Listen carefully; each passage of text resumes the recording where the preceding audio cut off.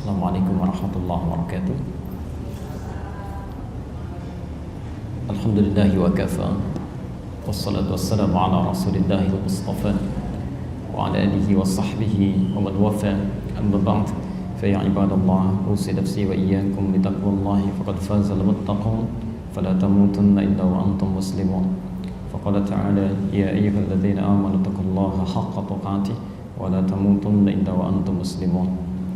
وقال يا أيها الناس اتقوا ربكم الذي خلقكم من نفس واحدة وخلق منها زوجها وبث منهما رجالا كثيرا ونساء واتقوا الله الذي تساءلون به والأرحام إن الله كان عليكم رقيبا.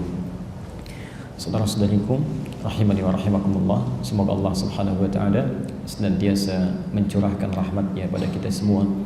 Alhamdulillah, kita masih diberikan kesempatan oleh Allah Subhanahu wa taala untuk menjalani kehidupan di hari ini. Semoga hari ini kita mendapat bimbingan dari Allah sehingga aktivitas kita dapat lebih baik dibandingkan dengan hari-hari sebelumnya.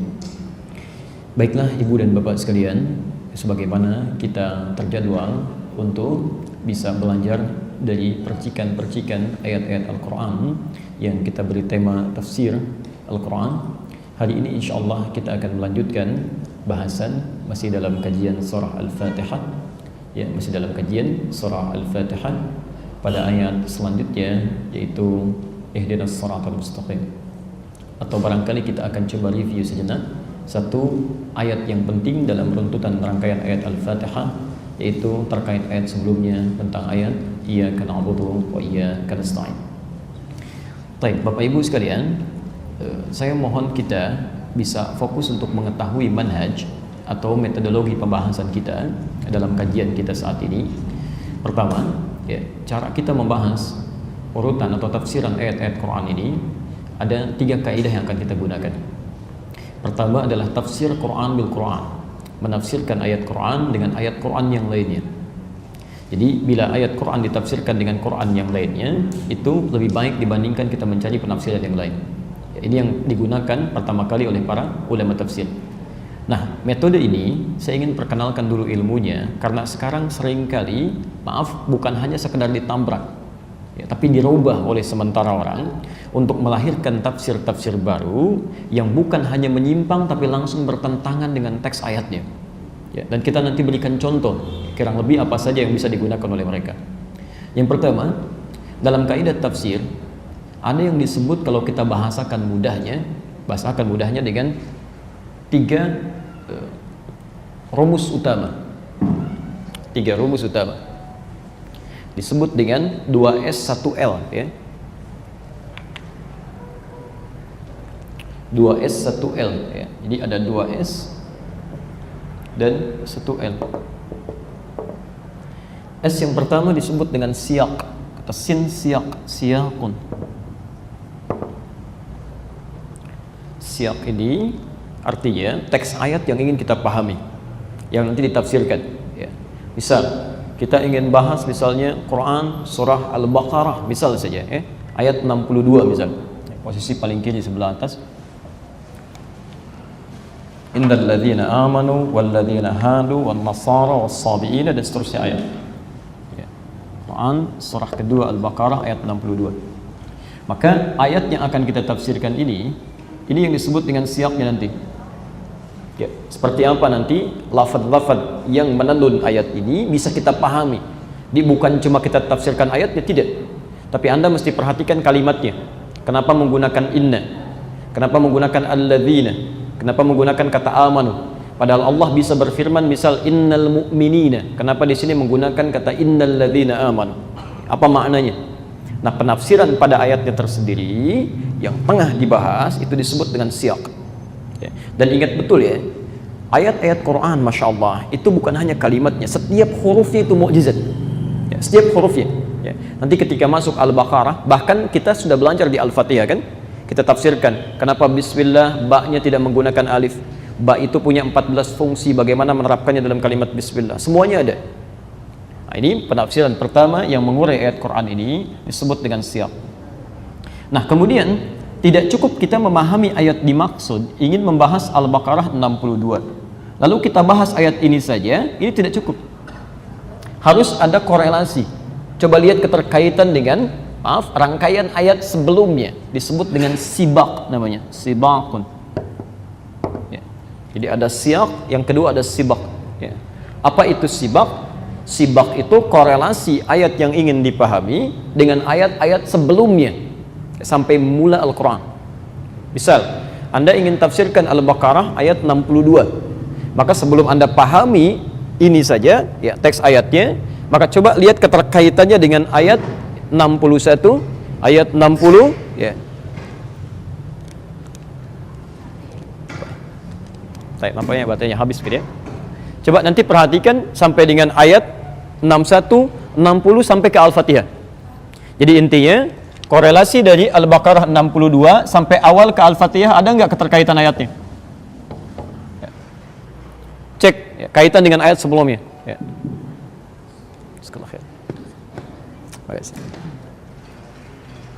Baik. Jadi nanti ada ayat-ayat Quran yang tidak bisa berdiri sendiri. Ada korelasi dengan ayat-ayat sebelumnya. Maka silakan dilihat. Ya. Jadi kalau Anda ingin mendapatkan penafsiran sempurna Al-Baqarah 62, lihat hubungan dengan sebelumnya sampai Al-Fatihah. Kemudian L yang terakhir disebut dengan lihaq, dari kata lahiq. Ini dari kata sabiq, ini dari kata lahiq, lihaq. Hubungan ayat dengan setelahnya. Anda ingin tafsirkan Al-Baqarah 62, coba cek sampai ke An-Nas. Ada enggak keterangan di ayat-ayat dari Al-Baqarah 63, 64 sampai ke Ali Imran sampai An-Nas? Apakah ada korelasinya atau tidak? Ya. Nah, maka ini bagian yang pertama, ini yang dimaksudkan tafsir Al-Quran bil Quran. Ya. Kadang-kadang Masya Allah yang ingin kita tafsirkan ayatnya ada di surat itu sendiri. Al-Qari'ah. Ya. Al-Qari'ah, kalau kita ingin menafsirkan apa itu Al-Qari'ah, Quran malah balik menjelaskan Mal Qari'ah. Apa itu Al-Qari'ah? Wa ma adraka mal Qari'ah. Diteruskan. Ya. Itu yang dimaksud tafsiran. Misal siyak ditafsirkan dengan lihaq, ayat setelahnya. Nah sekarang ibu dan bapak sekalian, saudara-saudariku, muncul entah dari mana ya, sekelompok orang menerapkan metode yang serampangan gitu ya. Bukan hanya memotong metode pakam yang telah dijelaskan oleh ulama, tapi ini mengambil ayat-ayat seenaknya, memotong-motong, jangankan keterkaitan dengan ayat sebelum atau setelahnya ya, ayat utuhnya saja sudah dipotong ya. Ada sementara orang mengatakan semua agama itu sama, menuju pada Tuhan yang sama, cuman caranya beda-beda. Lalu dia mengambil ayat Quran, dia potong ayatnya. Perhatikan kalimatnya, Al-Baqarah 62, innal ladzina amanu wal ladzina hadu wan nasara was-sabiin. Masya Allah, dia potong sampai sini ya. Dia katakan, perhatikan kalimat yang mereka ungkapkan, ini menunjukkan semua agama sama karena seluruh kepercayaan di sini disejajarkan. Sungguh orang yang beriman itu, orang Nasrani, orang Yahudi, as-sabiin, penyembah benda-benda langit ya, ini menunjukkan semuanya sama kata mereka ya. Bahkan dengan senyamannya mereka katakan, ayat ini justru mengungkapkan bahwa, lihat kata mereka, semuanya akan mendapatkan karunia dari Allah. Fala khaufun alaihim walahum yahzanun ya, mereka akan tenang, nyaman, dan mendapatkan surga juga. Nah ini kecerobohan dalam penafsiran yang bahkan teks ayatnya nggak berbicara itu. Teks ayatnya nggak berbicara itu. Lihat kalimat Qurannya, man amana ya, siapa di antara mereka yang beriman ya, kepada Allah dan mengerjakan amal soleh ya, man amana billah ya, siapa yang beriman kepada Allah lantas dia mengerjakan amal soleh, baru dia mendapatkan karunia-Nya. Saya beri gambaran begini, saya agak pelankan sedikit. Bapak Ibu sekalian, orang Indonesia, orang Cina, orang Amerika, orang Timur Tengah, semuanya boleh menjadi penduduk Indonesia asal punya KTP. Saya ulangi, asal punya KTP. Semuanya boleh menjadi penduduk Indonesia asal punya KTP. Saya mau tanya, apakah setiap orang Amerika boleh menjadi orang Indonesia? Tidak, kalau dia nggak punya KTP. Ya kan? Apakah setiap orang Cina boleh menjadi orang Indonesia? Tidak, kalau dia nggak punya KTP. Ya bahkan dari kalimat tadi pun orang Indonesia belum bisa dikatakan penduduk Indonesia kalau dia nggak punya KTP. Begitu juga ayat ini ingin berkata, mohon maaf, baik itu orang beriman, kemudian orang Nasrani, orang Yahudi, penyembah misalnya benda-benda langit, bisa mendapatkan surga kenyamanan hidup sepanjang mereka beriman kepada Allah dan beramal saleh. Ya. Jadi sebetulnya ayat ini ingin ajarkan kepada keimanan dengan kalimat yang lembut. Ya. Hanya sekarang terjadi orang seringkali potong-potong ayat untuk bisa menjadikan dan menguatkan argumentasi dan opini yang ingin mereka bangun. Hati-hati dengan orang semacam ini. Ya. Nah, ibu bapak kalau menemukan orang semacam ini, itu aturannya sudah ada di Quran. Sudah ada, dan jangan repot kita ya. Ada di Quran surah keempat An-Nisa ayat 140 ya. Posisi paling kiri sebelah bawah. Quran surah An-Nisa surah keempat ayat 140. Baik. Sudah.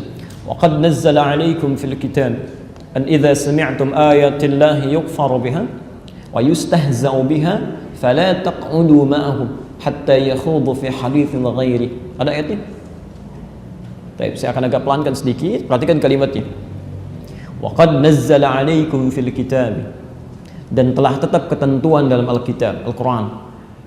An idza sami'tum, kalau anda pernah mendengar satu kali, an idza sami'tum ayatillahi yughfaru biha, ayat-ayat Allah mereka ingkari. Masya Allah, maksudnya ke A, mereka tafsirkan ke B ya. Bahkan yang dikatakan misalnya inna dina indallahil Islam, agama yang benar cuma Islam, kata mereka tidak, itu salah tafsir, itu sudah mengingkari ayat ya, sudah mengingkari ayat ya. Coba anda bayangkan, zaman sama tidak ada, walaupun mereka sempat ngajak-ngajak ya.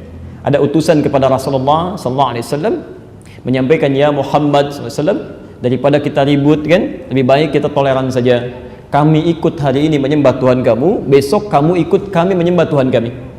Maka turunlah Quran surah Al-Kafirun itu, dan ujungnya ditutup lakum dinukum waliyadin, dan mereka tidak mengatakan semua agama sama ya. Anda bayangkan zaman jahiliyah saja kalimat ini nggak pernah muncul, kok zaman sekarang yang sudah lepas dari jahiliyah bisa lebih daripada itu. Ada sesuatu yang salah di sini, yang berbahaya ya. Nah, kata Allah berfirman, awas, hati-hati, an idza sami'tum ayatillahi yukfaru biha, kalau anda dengar ayat-ayat Allah diingkari atau sekedar yustahza'u biha, dia mengolok-olok ya. Ngingkari sih enggak, cuma ngolok-olok ya.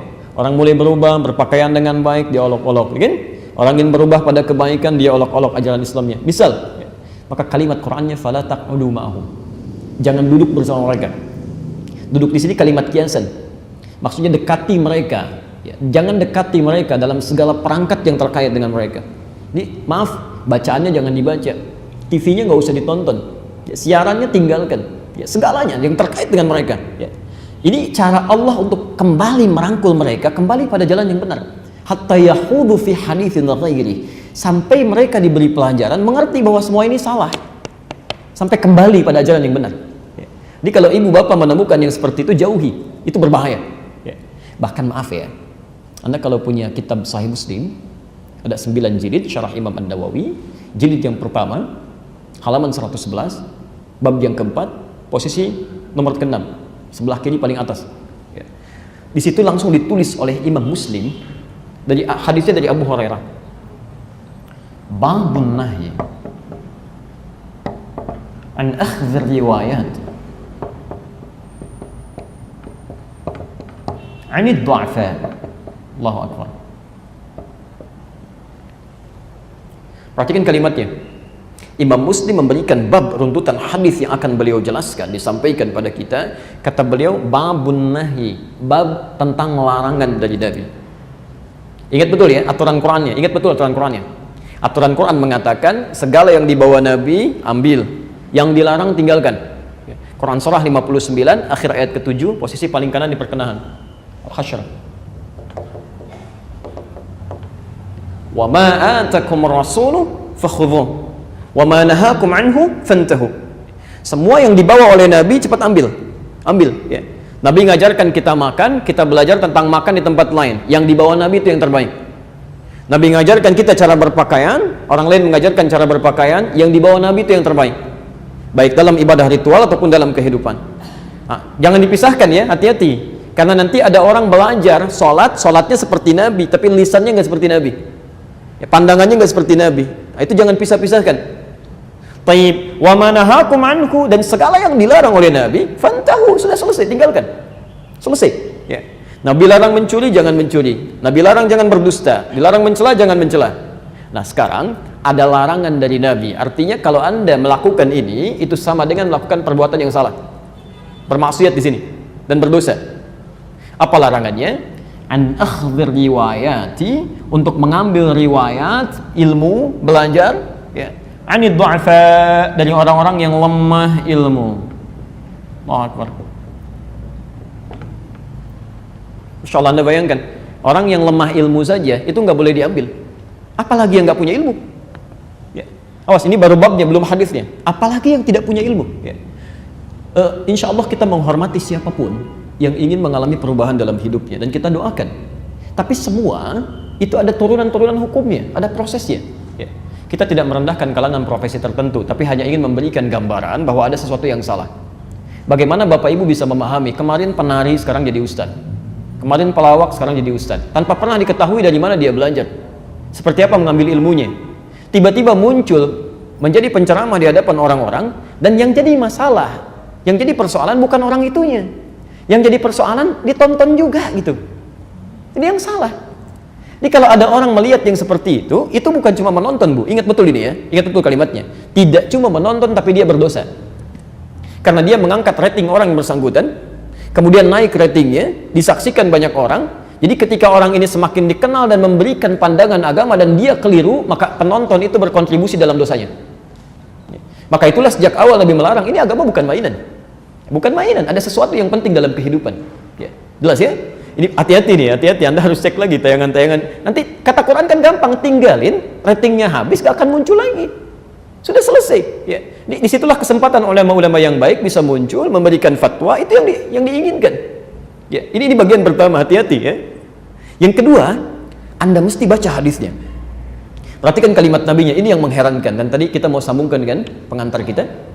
Sayakunu fi akhiriz zamani, akan tiba nanti di akhir masa, dajjaluna kadzabun ya, para pendusta yang seperti dajjal. Ini bahasa kiasan ya. Dajjal pendusta, tapi ini bahasanya bahasa kiasan ya, kinayah kalau dalam bahasa Arab ya. Saya mau tanya, dajjal itu pintar atau bodoh? Pernah lihat Ibu? Pernah dengar riwayat ya? Wah, penipu luar biasa, punya magic ya. Nggak mungkin dia bodoh kalau dia tidak bisa mengelabui banyak orang ya, tidak punya ilmu macam-macam, nggak mungkin bodoh, artinya pintar. Nah kata Nabi, di akhir masa ini ada orang-orang pintar, cuman penipu. Dia pintar Pak, Bu, dia pintar ya. Masya Allah, gelarnya banyak, S1, S2, S3, sampai S-nya banyak, dingin sekalian kan. Ada dokter, ada profesor, macam-macam. Cuma persoalannya, kadzabun, dia berbicara dusta. Apa yang dia dustakan? Yuhadditsunakum bima lam tasma'uhu wa la yasma'unahu aba'ukum. Dia akan bicara tentang agama yang membuat Anda heran, kaget mendengarnya, bahkan belum pernah disampaikan oleh orang-orang di zaman dulu. Nah ini yang berbahaya. Anda jangan melihat juga pada gelar yang melekat di dalamnya ya. Bagaimana logikanya orang misalnya ahli sejarah, profesor memang di bidang sejarah, tapi nggak tahu fikih, tiba-tiba bicara tentang fikih ya. Profesor di bidang A atau dokter di bidang B, tidak paham tafsir, tiba-tiba berbicara tentang tafsir. Nah itulah yang dimaksudkan di hadis ini, kata Nabi, iyyakum wa iyyahum, Anda mesti waspada dengan mereka, itu berbahaya ya. Bahkan di antara mereka ada yang disinyalir oleh Quran memiliki kemampuan retorika yang begitu cantik. Hati-hati Pak. Ada di Quran surah kedua Al-Baqarah ayat 204 sampai 207. Posisi paling kiri sebelah atas sampai ke pertengahan. Quran surah 2 ayat 204 sampai 207.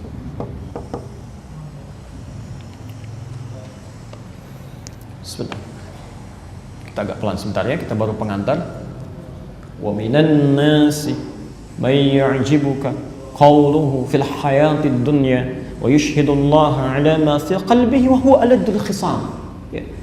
Wa minan nasi, dan diantara sementara orang, enggak semuanya, cuman ada dia diantara sementara orang, man yu'jibuka qawluhu fil hayatid dunya, yang kata-katanya itu begitu menarik kalau dia bicara ya. Menarik urusan agama pada kepentingan dunia.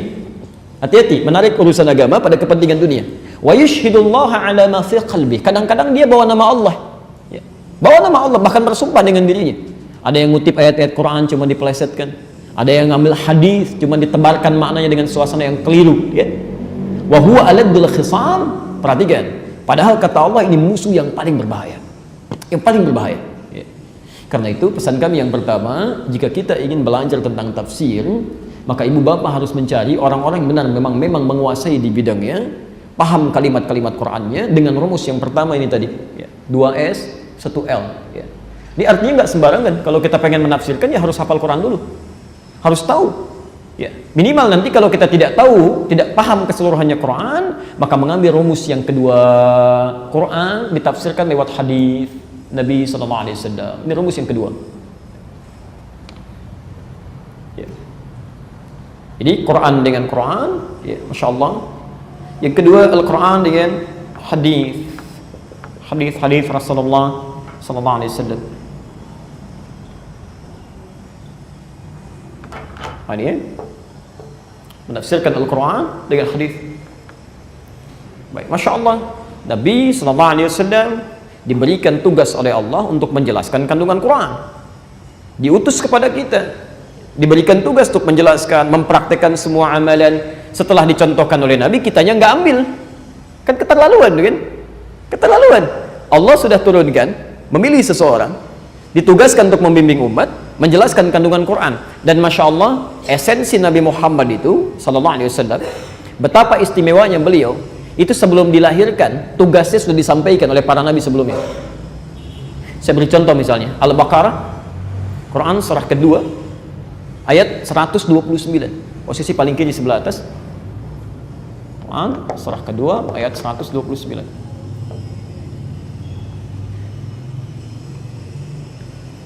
Pelan-pelan. Nabi Ibrahim dan Nabi Ismail alaihi wassalam diperintahkan oleh Allah Subhanahu wa taala untuk meninggikan kembali pondasi Ka'bah. Ya. Masih ingat penjelasan kami dulu? Kami pernah terangkan. Ya, ingat Ka'bah itu sudah lebih dulu ada dibandingkan dengan umat manusia yang turun, berdasar keterangan di Ali Imran Quran surah 3 ayat 95 sampai 97. Inna awwala baitin wudi'a lin-nas. Sungguh rumah pertama yang dibangunkan untuk manusia, bukan manusia yang bangun. Ya. Hanya nanti di zaman Nabi Nuh alaihi salam, terjadi banjir besar, tersapu ya, bagian atas Ka'bahnya, tersisa pondasinya. Ya. Jadi kalau dari zaman Nabi Nuh ke Nabi Adam itu tidak mudah. Ya. Ada runtutan generasi yang kira-kira sampai 4-5 generasi. Nuh alaihi salam bin Mikhlail bin Matusyala bin Kinan bin Anwas bin Thith bin Adam alaihi salam. Jadi melewati 5 generasi dulu baru sampai kepada Nabi Adam. Setiap generasinya bisa ribuan tahun. Ya. Hancur ini, tersisa pondasinya. Dalam bahasa Arab pondasi disebut dengan qa'idah. Qa'idatun kalau satu. Lebih daripada 1, 3, 4 dan seterusnya berubah kalimatnya dari qa'idah menjadi qawa'id. Qawa'id. Maka zaman Nabi Ibrahim alaihissalam diperintahkan beliau dibantu putranya Ismail alaihissalam untuk meninggikan kembali pondasi bangunan Ka'bah. Ya. Meninggikan disebut dengan rafa'a, pondasi disebut dengan qawaid. Maka muncullah Al-Baqarah 127, posisi paling kiri sebelah atas. Wa idh yarfa'u Ibrahimul qawa'ida minal baiti wa Ismail. Dan ingatlah, pelajarilah ketika kami perintahkan kepada Ibrahim dan Ismail untuk meninggikan kembali bangunan Ka'bah.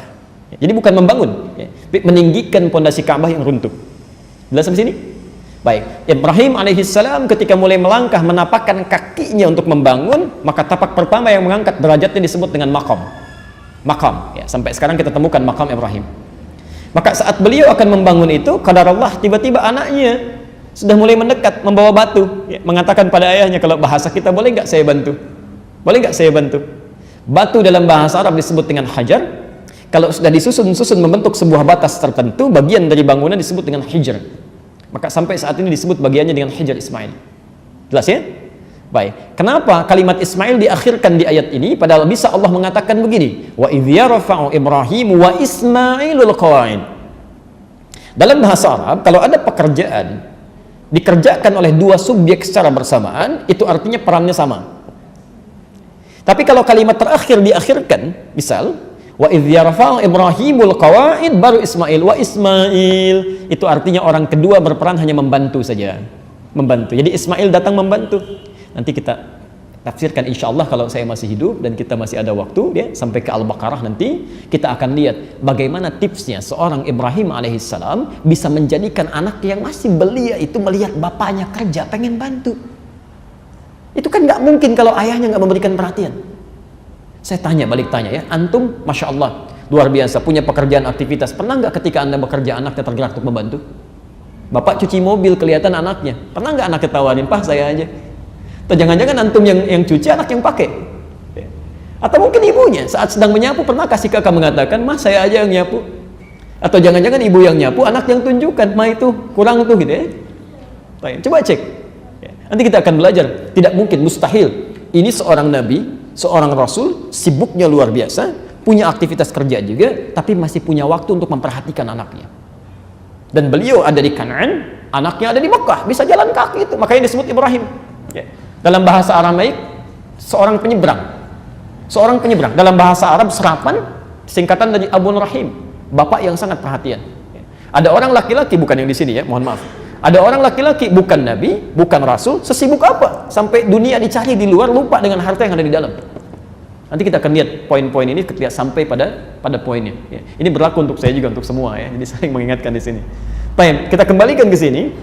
Ya, ikhwas sekalian. Setelah selesai bangun Ka'bahnya, meninggikan maksudnya bangunannya, keduanya berdoa. Di antara doanya ayat 129, Rabbana wab'ats fihim. Perhatikan kalimatnya. Ya Allah, mohon nanti utus seorang rasul dari kalangan sekitaran Mekah ini, sekitaran Ka'bah. Siapa rasul yang diutus di sekitaran Ka'bah lahirnya? Tidak ada yang lain kecuali Nabi Muhammad SAW. Tolong utus nanti seorang rasul dari sekitaran Ka'bah ini, dari kalangan mereka di kota Mekah, yang memiliki tugas yatlu alaihim ayatika, yang menyampaikan nanti ayat-ayatmu, maksudnya wahyu. Tugas Nabi itu begitu datang wahyu, misal turun ayat Alhamdulillahi Rabbil Alamin, itu harus langsung disampaikan, tidak boleh ditahan. Wa yu'allimuhumul kitab, kemudian mengajarkan kandungan wahyu ini, disebut dengan hadis. Turun ayat tentang salat, alladzina yu'minuna bil ghaib wa yuqimunas shalah. Bagaimana cara salatnya? Ditunjukkan oleh Nabi, maka diajarkan oleh Nabi. Makanya ketika seseorang salat di samping Nabi, Anda bayangkan, Al-Bukhari nomor hadis 751, 757, hadis Muslim nomor hadis 397. Di kisah yang sama diberi judul Babul Musifis Shalah. Bab tentang orang yang sholatnya buruk. Ada seorang sahabat di zaman Nabi datang kepada Nabi, sholat di masjid Nabi, di samping Nabi, Pak. Di samping Nabi. Begitu selesai sholat, fasallama yaminan wa syamalan, dia salam ke kanan dan ke kiri. Perhatikan komentar Nabi. Faqala lahun nabiyyu sallallahu alaihi wasallam, maka Nabi berkata pada orang ini, "Sholli fa innaka lam tusalli." Mas, Anda sholat lagi karena Anda belum sholat, kata Nabi. Anda sholat lagi karena Anda belum sholat. Anda bayangkan, sampai 3 kali orang ini mengulang yang serupa, Nabi mengomentari yang sama. Maka kemudian orang ini berkata, "Bima ma'na ya Rasulullah, la adri kaifa usalli, 'allimni kaifa usalli." Saya tidak tahu lagi seperti apa saya mesti sholat dengan benar, tolong ajarkan saya. Maka diajarkan oleh Nabi, "Idza qumta ila shalah asbighul wudu." Kalau pengen sholat sempurna, sempurnakan dulu wudu, begini caranya. Tsumastaqbilul qiblah, menghadap ke kiblat, begini caranya. Sampai dengan salam, sampai kita dengar hari ini kalimat Nabi, "Shallu kama ra'aitumuni sholli." Salatlah kalian persis seperti melihat saya salat. Al-Bukhari nomor hadis 651. Yang menarik, sahabat Nabi hidup di zaman Nabi, salat di samping Nabi, di masjid Nabi. Kata Nabi, salat Anda belum sempurna. Ada orang bukan sahabat Nabi, bukan salat di masjid Nabi, tidak di samping Nabi, merasa aman dengan salatnya. Dan anehnya sahabat yang tadi merasa salah, pengen belajar dari Nabi, yang bukan sahabat gak mau belajar. Padahal ustadznya sudah ditebarkan oleh Allah, hadir di sekitarannya, Masya Allah tempatnya enak, keadaannya nyaman, belum mau belajar juga. Dengan cara apa lagi mesti difasilitasi. Tapi poinnya tugas Nabi adalah mengajarkan tentang tata cara ibadah. Kemudian wal hikmah, mengajarkan esensinya. Apa maksudnya? Ada maknanya, Bu, Pak. Kita berdiri seperti apa berdirinya, diatur itu. Nggak sembarangan. Nanti kalau sudah selesai ini, terkait dengan sholat, nanti kita insya Allah bahas lebih rinci. Itu diatur. Berdiri nggak sembarangan, sampai Nabi pernah bawa pedang, gitu kan? Dan satu yang lain dirapatkan. Begitu lurus mana yang diukur, yang rapat tuh mana yang rapatnya. Ada, nggak sembarangan. Ada aturannya. Dan esensinya dijelaskan apa maksudnya. Terakhir, wa yuzakkihim, dampak ibadah yang benar akan berpengaruh pada keadaan hati yang baik. Nah, didoakan sebelum Nabi Muhammad diutus. 30 generasi sebelumnya. Jadi sebelum beliau lahir 30 generasi sebelumnya, itu sudah didoakan akan muncul seorang nabi, rasul menjelaskan fungsi ini. Yang penjelasannya nanti akan dikenal dengan hadis. Pernah saya sampaikan di sini kan? Muhammad bin Abdullah bin Abdul Muttalib bin Hashim bin Abdul Manaf bin Qusay bin Murrah bin Kilab bin Ka'ab bin Ghalib bin Fihr bin Malik bin Nadar bin Kinana bin Khuzaimah bin Mudrikah bin Ilyas alaihissalam bin Nizar bin Mudar bin Ma'ad bin Adnan bin Addi bin Adri bin Muqawwam bin Nahur bin Tari bin Ya'rub bin Yastub bin Nabit bin Ismail alaihissalam bin Ibrahim alaihissalam. 30 generasi sebelum Rasulullah dilahirkan, Allah sudah memberikan sinyal kepada kita akan nabi penting, akan ada nabi penting, rasul penutup, membawa misi menerangkan kandungan Quran. Masa beliau sudah terangkan kita nggak ambil? Kan aneh namanya gitu ya. Beliau sudah contohkan, sudah terangin, kita nggak ambil. Makanya saat kita akan menafsirkan Quran, kemudian ada tafsiran dari Nabi SAW, maka tafsir ini yang kita utamakan dibandingkan pemikiran kita sendiri. Ya, maka nanti ada kaidah, orang sehebat apapun menafsirkan dengan logikanya tanpa bersandar kepada ini, fahuwa mukhti, kata Nabi, tetap salah dia. Tetap salah, sekalipun dia benar, tetap salah. Karena salah dalam manhaj. Salah dalam manhaj. Ya. Maka bagaimana dengan seseorang tidak pernah belajar hadis, tidak tahu isi Quran, tiba-tiba menyampaikan kalimat-kalimat dan dia katakan ini tafsir Quran? Itu orang paling berbahaya. Ya, paling berbahaya. Yang ketiga, manhajnya adalah setelah kita tafsirkan dengan Quran, lihat keterangan di hadis, baru kemudian kita melihat bagaimana keterangan ulama-ulama yang memahami runtutan tafsiran ini. Dari mulai sahabat, kan? Yang paham dari Nabi kan sahabat. Kita nggak pernah lihat Nabi kan? Ya, sahabat lihat Nabi, sahabat mengajarkan pada tabi'in, pada orang setelahnya. Maka kita coba berkandar pada qaul atau pendapat ulama yang thiqah.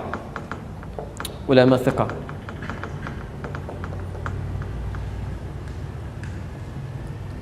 Hati-hati ya, mohon izin, tolong hati-hati betul. Ukuran ulama di Quran bukan orang pintar. Oh, hati-hati, bukan orang pintar. Kalau orang pintar banyak, Pak. Bu ya, orang pintar banyak. Ya. Ada orang pintar, ada orang yang mengaku pintar, itu lain. Siapa ukuran ulama di Quran? Ditemukan di Quran surah 35 Fatir. Dari ayat 28 sampai 29-nya. Posisi paling kanan sebelah bawah. Saya cepat saja. Innama yakhshallaha min ibadihil ulama. Kalau Anda ingin mencari ulama, Quran surah 35 Fatir ayat 28 sampai 29-nya, maka kata Allah, innama yakhshallaha min ibadihil ulama. Yang disebut ulama itu bukan cuma dia tahu, paham, pintar, tidak ya. Tapi yang paling takut pada Allah. Takut pada Allah. Masya Allah. Jadi ilmunya membuat dia takut dengan Allah, takut berbuat maksiat, keluar kebaikan-kebaikan. Jadi kalau memandang misalnya, dia ingin lihat dengan matanya, dia takut kalau memandang Allah tidak ridha dengan pandangannya. Makanya beda, pandangan orang beriman dengan pandangan bukan beriman beda, Pak. Coba fungsi mata apa fungsinya? Tuh, kita sudah clear ya? Bukan melihat ya, bukan melihat. Kalau cuma melihat, hewan juga melihat. Bukan melihat, fungsi mata itu sering kami tegaskan sampai tadi pagi, kami di Cinere, kami sampaikan fungsi mata itu bukan melihat, tapi untuk melihat yang baik-baik. Jadi kalau yang nggak baik, nggak usah dilihat. Quran surah ke-24 An-Nur, ayat 30 untuk laki-laki, ayat 31 untuk perempuan. Lihat kaidahnya ya, ini baru mata ini baru mata. Masya Allah, wa qul lil mu'minina yaghuddu min absarihim. Katakan pada pria-pria yang merasa punya iman. Lihat pandangan orang beriman. Yaghuddu min absarihim, pandang yang baik-baik. Kalau tidak baik, palingkan. Jaga pandangan. Jadi ghadul basar itu bukan nggak boleh lihat. Ghadul basar itu silahkan lihat. Tapi ketika pandangan Anda mengacu pada yang tidak diridhai Allah, ada syahwat, ada yang tidak bagus dan macam-macam, maka palingkan, nggak boleh dilihat. Untuk ibu ayat 31-nya sama. Coba deh cek ya, sekarang jam berapa? Ke 1:30 misal. Antum bangun jam berapa? Misal 3:30 misal saja. Sudah berapa jam sampai sekarang? 3:30 ke 2:30. Masya Allah, taruhlah misal saja ya. Taruhlah hampir 12 jam misal saja. Misal. Dari 12 jam ini, sudah berapa kali mata kita salah lihat? Dari bangun tadi sampai sekarang. Barangkali lihat TV sudah salah. Antum yang laki-laki deh ya, lihat iklan shampoo, yang dilihat shampoo-nya apa orangnya? Udah ini deh kan. Belum di jalan mau ke sini mungkin salah lihat juga, di handphone salah lihat juga. Masya Allah, itu baru mata. Ya, belum telinga kita, belum lisannya sampai ujung kaki. Nah, ulama itu nggak begitu. Ulama itu yang baik, dia tahu, karena dia tahu ilmunya, dia praktekkan. Begitu mau bicara, demi Allah saya katakan, tidak akan disebut ulama orang-orang yang lisannya mudah untuk bertutur pada yang tidak diridhai Allah. Apalagi memasukkan fatwa demi kepentingan tertentu, itu nggak akan ada. Mustahil itu, mustahil. Ya. Karena itu bertakwalah kepada Allah. Kalau kita ingin melihat ulama-ulama, maka perhatikan siapa yang paling takut, yang kira-kira hati-hati dengan lisannya, hati-hati dengan macam-macamnya dalam kehidupannya. Ya. Kalau yang pintar itu banyak, yang pintar banyak. Ya. Dan kita doakan ulama-ulama kita sehingga memiliki sifat khasyah ini. Ya. Jadi jangan mencela ya. Arahnya mendoakan daripada mencela, itu tidak bagus. Manhaj ini yang akan kita gunakan, dan nanti juga insya Allah ya, kami juga akan melihat beberapa kitab-kitab yang bisa kita perkenalkan. Ya. Hari ini saya nanti bawa satu kitab tafsir, ini yang pertengahan. Ya. Jadi bahasanya susah juga tidak, gampang juga tidak terlalu. Jadi tengah-tengah. Ya. Insya Allah ini masih asli, kami dapatkan langsung dari gurunya, dari penulisnya. Ya. Di 2006 kami berada di Kairo, dan alhamdulillah bisa belajar langsung pada penulis kitab ini sebelum beliau meninggal dunia. Kami tinggalkan Kairo, beliau meninggal. Ya, saya sempat di Al-Azhar 2006, kemudian kita belajar tafsir dan pulang diberikan hadiah kitab ini, satu set nanti kita tunjukkan. Ya. Ini masih asli masih bahasa Arab. Ya. Nanti kita bahas insyaallah. Dan belum ada terjemahannya, Taib, kalau sudah paham manhajnya, nanti kita hadirkan kitab-kitab ulama, dan yang paling mengikuti manhaj ini di antara tafsir yang populer itu tafsir Ibnu Katsir. Jadi kalau Bapak Ibu misalnya ingin belajar tentang tafsir, baca-baca di rumah, salah satunya yang bisa dibaca menjadi rujukan tafsir Ibnu Katsir. Ya. Salah satunya, yang lainnya insya Allah akan lebih banyak lagi. Taib, kita masuk pada bahasannya. Bismillahirrahmanirrahim. Di pertemuan lalu kita sudah tuntas bahaskan mengenai makna ayat Maliki Yaumiddin, dan kita kaitkan dengan kalimat Iyyaka na'budu wa iyyaka nasta'in. Kesimpulan pertama, ayat Maliki Yaumiddin memberikan pesan kepada kita bahwa semua nikmat yang Allah titipkan kepada kita hakikatnya bukan milik kita tapi milik Allah. Saya ulang ya, hakikatnya bukan milik kita tapi milik Allah. Malik, Allah yang punya, bukan kita yang memiliki. Yang kedua, seluruh nikmat yang Allah titipkan kepada kita satu saat akan dimintai pertanggungjawabannya, akan ditanya.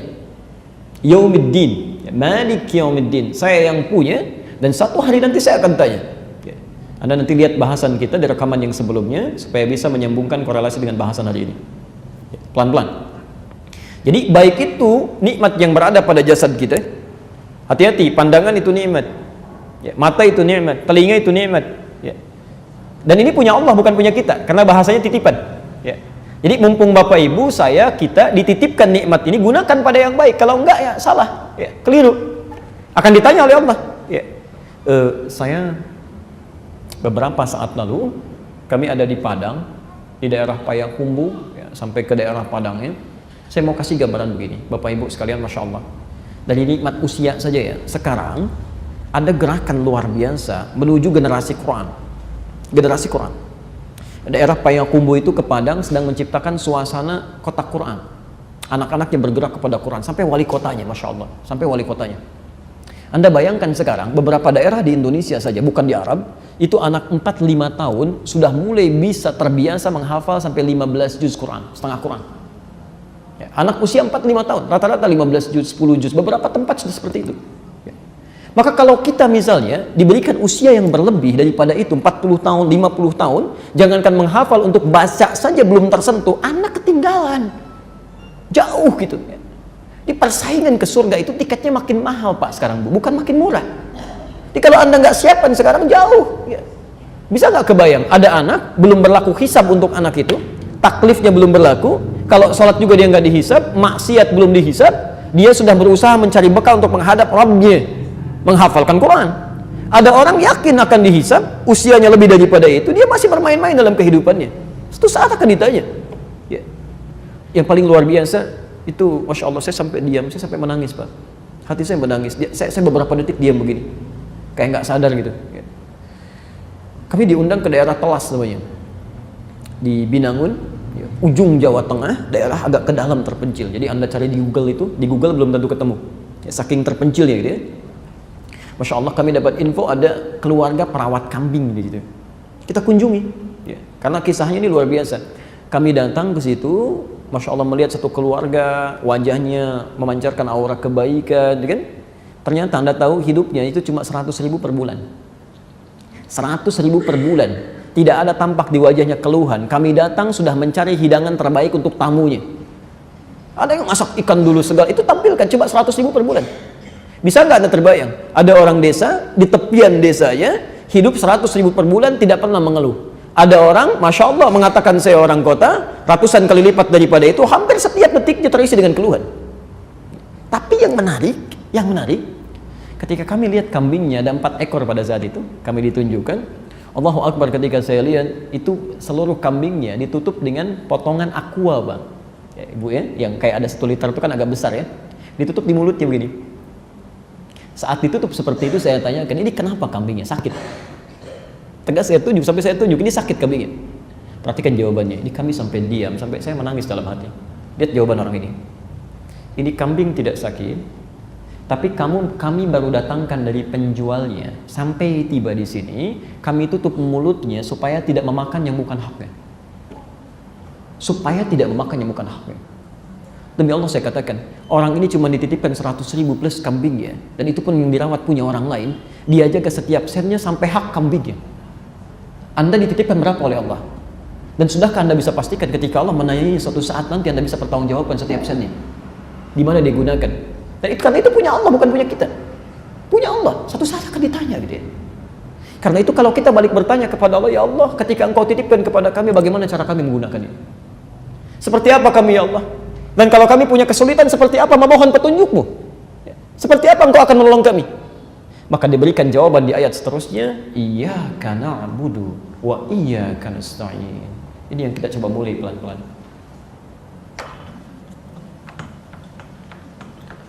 Ya, kita lihat dalil turunannya dulu supaya rumus siyak, lihaq dan sibaknya berlaku, dan keterangan hadis Nabi serta pendapat para ulama yang menyertai ini. Bismillah. Quran surah ke-51 ayat 56. Kita ambil satu aja untuk mempercepat. Kemudian hadisnya kita ambil cepat, hadis riwayat Abu Daud, kita ambil satu-satu saja. Nomor hadis 649, hadisnya hadis qudsi dari Abu Hurairah. Abu Daud nama aslinya Sulaiman dari Sijistan, dikenal dengan Sulaiman As-Sijistani. Baik ya, saya sudah pernah kisahkan ini. Nah, beliau di masanya dikenal dengan orang yang sangat pandai dengan hadis. Sampai lisannya begitu lunak dengan hadis. Jadi kalau ditanya apa aja Pak, hadis dijawab tuh. Ini sahih, ini dhaif, ini palsu, ini enggak ada hadisnya, ini ada hadisnya. Hingga orang-orang mengatakan, kalau dulu Nabi Daud itu bisa melunakkan besi dengan tangannya, Anda kasih besi ke Nabi Daud bisa jadi apa aja. Maka Sulaiman As-Sijistani bisa melunakkan hadis dengan lisan dia. Maka digelarilah pada saat itu dengan nama Abu Daud. Kalau Nabi Daud melunakkan besi dengan tangannya, Abu Daud melunakkan hadis dengan lisan dia. Hafal 500.000 hadis. Ya, dengan sanadnya keseluruhannya. Termasuk Ibnul Qayyim Al-Jauziyah yang menggelari beliau dengan Abu Daud. Jadi kalau Bapak Ibu beli kitab Sunan Abu Daud, di pengantarnya, ya di jilid yang pertama, di cover bagian luar, posisi sebelah tengah, itu disebutkan dari Ibnul Qayyim Al-Jauziyah. Disampaikan oleh beliau, inilah Abu Daud yang bisa melunakkan hadis dengan lisannya. Dari 500.000 hadis ini diseleksi 4.800 hadis sebagai penunjuk ajaran fikih. Jadi cara tentang wudu, tentang sholat, tentang macam-macam. Kalau Anda ingin lihat tuntunan dari Nabi, itu kalau mau cepat carinya jangan di Al-Bukhari Muslim. Cari di kitab Sunan, paling bagus Sunan Abu Daud. Misal, antum dari i'tidal mau ke sujud, yang duluan nempel ke tempat sujud, telapak tangan atau lutut duluan? Oke? Nah itu di Al-Bukhari nggak ada, di Muslim nggak ada, cuma ada di Abu Daud salah satunya. Ya, yang pakai telapak tangan nomor hadis 838 dari Wa'il bin Hujr, yang pakai lutut, yang pakai lutut nomor hadis 838 dari Wa'il bin Hujr, yang pakai telapak tangan nomor hadis 840 dari Abu Hurairah. Tapi keduanya cuma ada di Abu Daud. Dari 4.800 hadis itu ada 15 hadis qudsi. Posisi hadis nomor 2 hadis qudsinya nomor hadis 649. Ini terkait dengan bahasan kita. Taib. Iyyaka na'budu wa iyyaka nasta'in. Mohon izin boleh saya hapus yang atas ini? Alhamdulillah. Itu fokus saja ya. Datang, lihat, fokus, tulis. Biarkan saya terangkan sendiri, tulis sendiri dan hapus sendiri ya. Insyaallah. Bismillah. Iyyaka na'budu wa, kita turunkan lagi ke bawah. Iyyaka nasta'in. Masya Allah. Baik. Perhatikan sini, ini yang kita butuhkan dalam kehidupan. Kadang-kadang banyak orang mengeluh padahal solusinya sudah ada. Baik, ya Allah, Engkau titipkan kepada kami berbagai hal, termasuk jasad kami. Jasad ini juga akan kembali kepada Allah, kan? Bahkan Allah menegaskan di Quran surah kedua Al-Baqarah ayat 156, ya. Idza asabat musibah qalu inna lillahi wa inna ilaihi rajiun. Kalau diuji dengan musibah, Anda bersabar, yakinkan pada diri, inna lillah, kami milik Allah. Kami, bahkan tubuh kami ini semuanya, ya. Wa inna ilaihi rajiun, dan satu saat kami akan kembali kepada Allah dan ditanya tentang semuanya ini. Ya, latus alunna yauma idzin 'anil na'im, akan ditanya semuanya. Nah, bagaimana supaya saat ditanya itu ya, keadaan kita mudah, dipertanggungjawabkannya enak, nyaman digunakan, mendapatkan pertolongan Allah? Maka ayat selanjutnya menyampaikan iyyaka na'budu. Jadikan seluruh apa yang kita kerjakan itu sebagai ibadah karena Allah. Ya. Karena itu kita ikrarkan, iyyaka, ya Allah, kami hanya tujukan untukmu saja. Ya. Seluruh aktivitas, seluruh nikmat yang Kau titipkan, na'budu, sebagai ibadah kami hanya kepadamu. Asal kalimat ini, asalnya na'budu iyyaka. Jadi kalau kalimat standarnya dalam bahasa Arab, kalimat standar itu kalimatnya asalnya iyyakanya belakangan. Na'budu iyyaka, kami menyembah kepadamu. Cuma kalau orang Arab dahulukan kata iyyakanya, didahulukan daripada kalimat na'budunya, ini rumusnya disebut dalam ilmu balaghah dengan al-ikhtisas, untuk menunjuk komitmen kekhususan. Saya ulang, menunjuk satu komitmen yang mengkhususkan sesuatu tanpa yang lainnya. Khusus, yang mengkhususkan sesuatu tanpa peduli pada yang lainnya.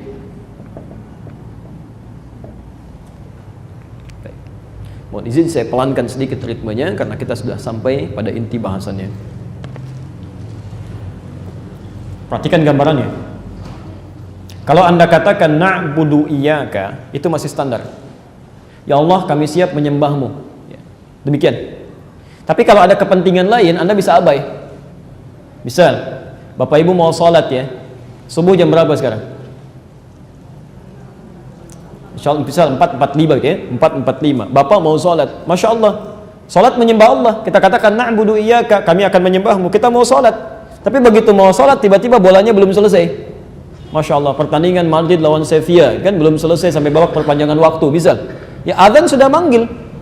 Maka ketika orang-orang cuma mengatakan na'budu iyyaka, dia masih peduli pada yang lainnya. Mungkin simpan dulu. Ya, mohon maaf, TV-nya teruskan dulu, sholatnya simpan dulu. Begitu selesai tayangan bolanya baru kemudian sholat. Sama ibu juga ya, Masya Allah. Begitu sedang nawar, misal ya, di Mall Kelapa Gading sedang nawar sesuatu, tiba-tiba azan berkumandang, Allahu Akbar, Allahu Akbar. Di sana ada musola. Ibu sholat dulu atau nawar dulu? Alhamdulillah, begitu ibu mau sholat, tiba-tiba di suara itu setan masuk ke situ mengatakan diskonnya naik 95%. Sholat dulu atau kembali nawar? Tidak mudah gitu ya. Itu nggak mudah. Tidak mudah ya. Baik, pelan-pelan. Saya kembalikan. Nah, kalau kita mencoba menepikan ya, yang lainnya selain satu hal tertentu, pokoknya saya mau fokus pada yang ini, yang lain enggak. Itu rumusnya dalam bahasa Arab, dahulukan iyyaka-nya ke depan, pekerjaannya diakhirkan. Seakan-akan kalau Anda sudah mengatakan iyyaka hanya untuk Allah saja, maka yang lain itu hilang. Yang lain hilang. Maka kalau orang sudah iyyaka saat dia mau beribadah, maaf, dia mau sholat dia nggak peduli. Ya. Apakah ada situasi misalnya acara di TV, pekerjaan yang tidak terlampau penting, ya, dia nggak akan peduli. Yang penting sholat ya kerjakan. Ya. Bapak juga sama dalam Jumat itu kenapa disandingkan dengan jual beli? Ya. Dengan jual beli. Bahkan di ayat ke-11 ada isyarat bahwa ada orang-orang yang tega mengabaikan Jumatnya demi kepentingan bisnisnya. Ada bisnis di tanda tangan, proyeknya miliaran terjadi pada saat Jumat. Dia tinggalkan Jumatnya, dia kejar bisnisnya. Bisa terjadi gitu ya. Bisa terjadi. Zaman Nabi pernah ada yang begitu di awal-awal masa Jumat karena belum tahu. Pernah. Sampai turun ayat, wa idza ra'au tijaratan aw lahwan faddu ilaiha wa tarakuka qa'imah. Kata Ibnu Katsir ketika beliau sedang khutbah, ditinggalkan oleh banyak orang, tersisa tinggal 12 orang saja. 12 orang. Ya. Nah, ada rumus nanti di tafsir, kalau ada kejadian tidak disebutkan orangnya, kapan kejadiannya, itu pertanda kejadian dimaksud akan berlangsung di masa berbeda dengan tokoh yang berbeda. Bisa ada, bisa didapati. Ya. Nah, orang iyaka tidak begitu. Begitu dia katakan iyaka, cuma Allah aja, yang lain enggak. Yang lain enggak. Nah, yang menarik, ini poin kita. Na'budu, kami akan jadikan semua nikmat yang Allah titipkan untuk kepentingan ibadah saja. Allah titipkan nikmat mata, maka mata akan digunakan untuk kepentingan ibadah. Lisan digunakan kepentingan ibadah. Telinga digunakan kepentingan ibadah. Sampai ujung kakinya. Ini baru tubuh. Ya. Belum pakaian. Jadi Anda dikasih pakaian fungsinya apa? Bukan untuk pamer. Bukan untuk ria. Bukan untuk dilihat orang. Ya. Tapi bagaimana Allah suka dengan pakaian kita? Dipakai sholat nyaman, kan? Masya Allah. Dipakai ibadah nyaman. Bagaimana dengan kendaraan? Sama. Ya, jadi ketika Allah titipkan motor kepada Anda, mobil kepada Anda, hakikatnya bukan untuk memudahkan urusan dunia saja, tapi bagaimana caranya jadi ibadah. Ya. Maaf kalau cuma kendaraan aja, jangankan orang Islam, non-Muslim pun punya. Apa yang mau dibanggakan? Sama-sama punyanya. Cuma harus beda antara kendaraan kita dengan kendaraan orang lain. Harus beda antara rumah kita dengan rumah orang lain. Ditulisin baiti jannati, rumahku surgaku, tapi orang rumahnya nggak pernah sholat. Rumahnya ke surga, yang orangnya enggak. Jadi masalah kan? Jadi kalau Anda cuma punya rumah, non-Muslim pun punya rumah. Bahkan hewan pun ada yang punya rumah sekarang. Ya, Masya Allah. Ya, itu tidak menarik gitu kan? Jadi harus beda. Makanya ketika kita sholat, kita diingatkan lagi setiap sholat. Setiap sholat. Ayo kuatkan pada dirimu komitmen. Saya harus komitmen. Setiap yang dititipkan pada saya mesti jadi ibadah. Iyyaka na'budu, cuma untuk Engkau ya Allah. Untuk Engkau, itu bedanya. Ya. Jelas sampai sini ya? Pelan-pelan. Jadi kalimat yang pertama ingin menegaskan bahwa semua aktivitas kita, poinnya satu, mesti jadi ibadah. Karena ini tujuan hidup kita. Bukan untuk main, untuk ibadah. Quran surah ke-51 ayat 56. Posisi paling kanan sebelah atas di mushaf standar. Wa ma khalaqtul jinna wal insa illa liya'budun. Insyaallah. Wa ma khalaqtul jinna wal insa illa liya'budun. Tidaklah kami ciptakan jin dan manusia itu kecuali semua aktivitas yang ia kerjakan, nikmat yang melekat pada dirinya, untuk ia jadikan sebagai ibadah kepadaku. Kata Allah, sebagai ibadah. Masya Allah. Perhatikan kalimatnya di sini, wa ma khalaqtul jinna wal ins. Manusia disebutkan di sini dengan kata ins.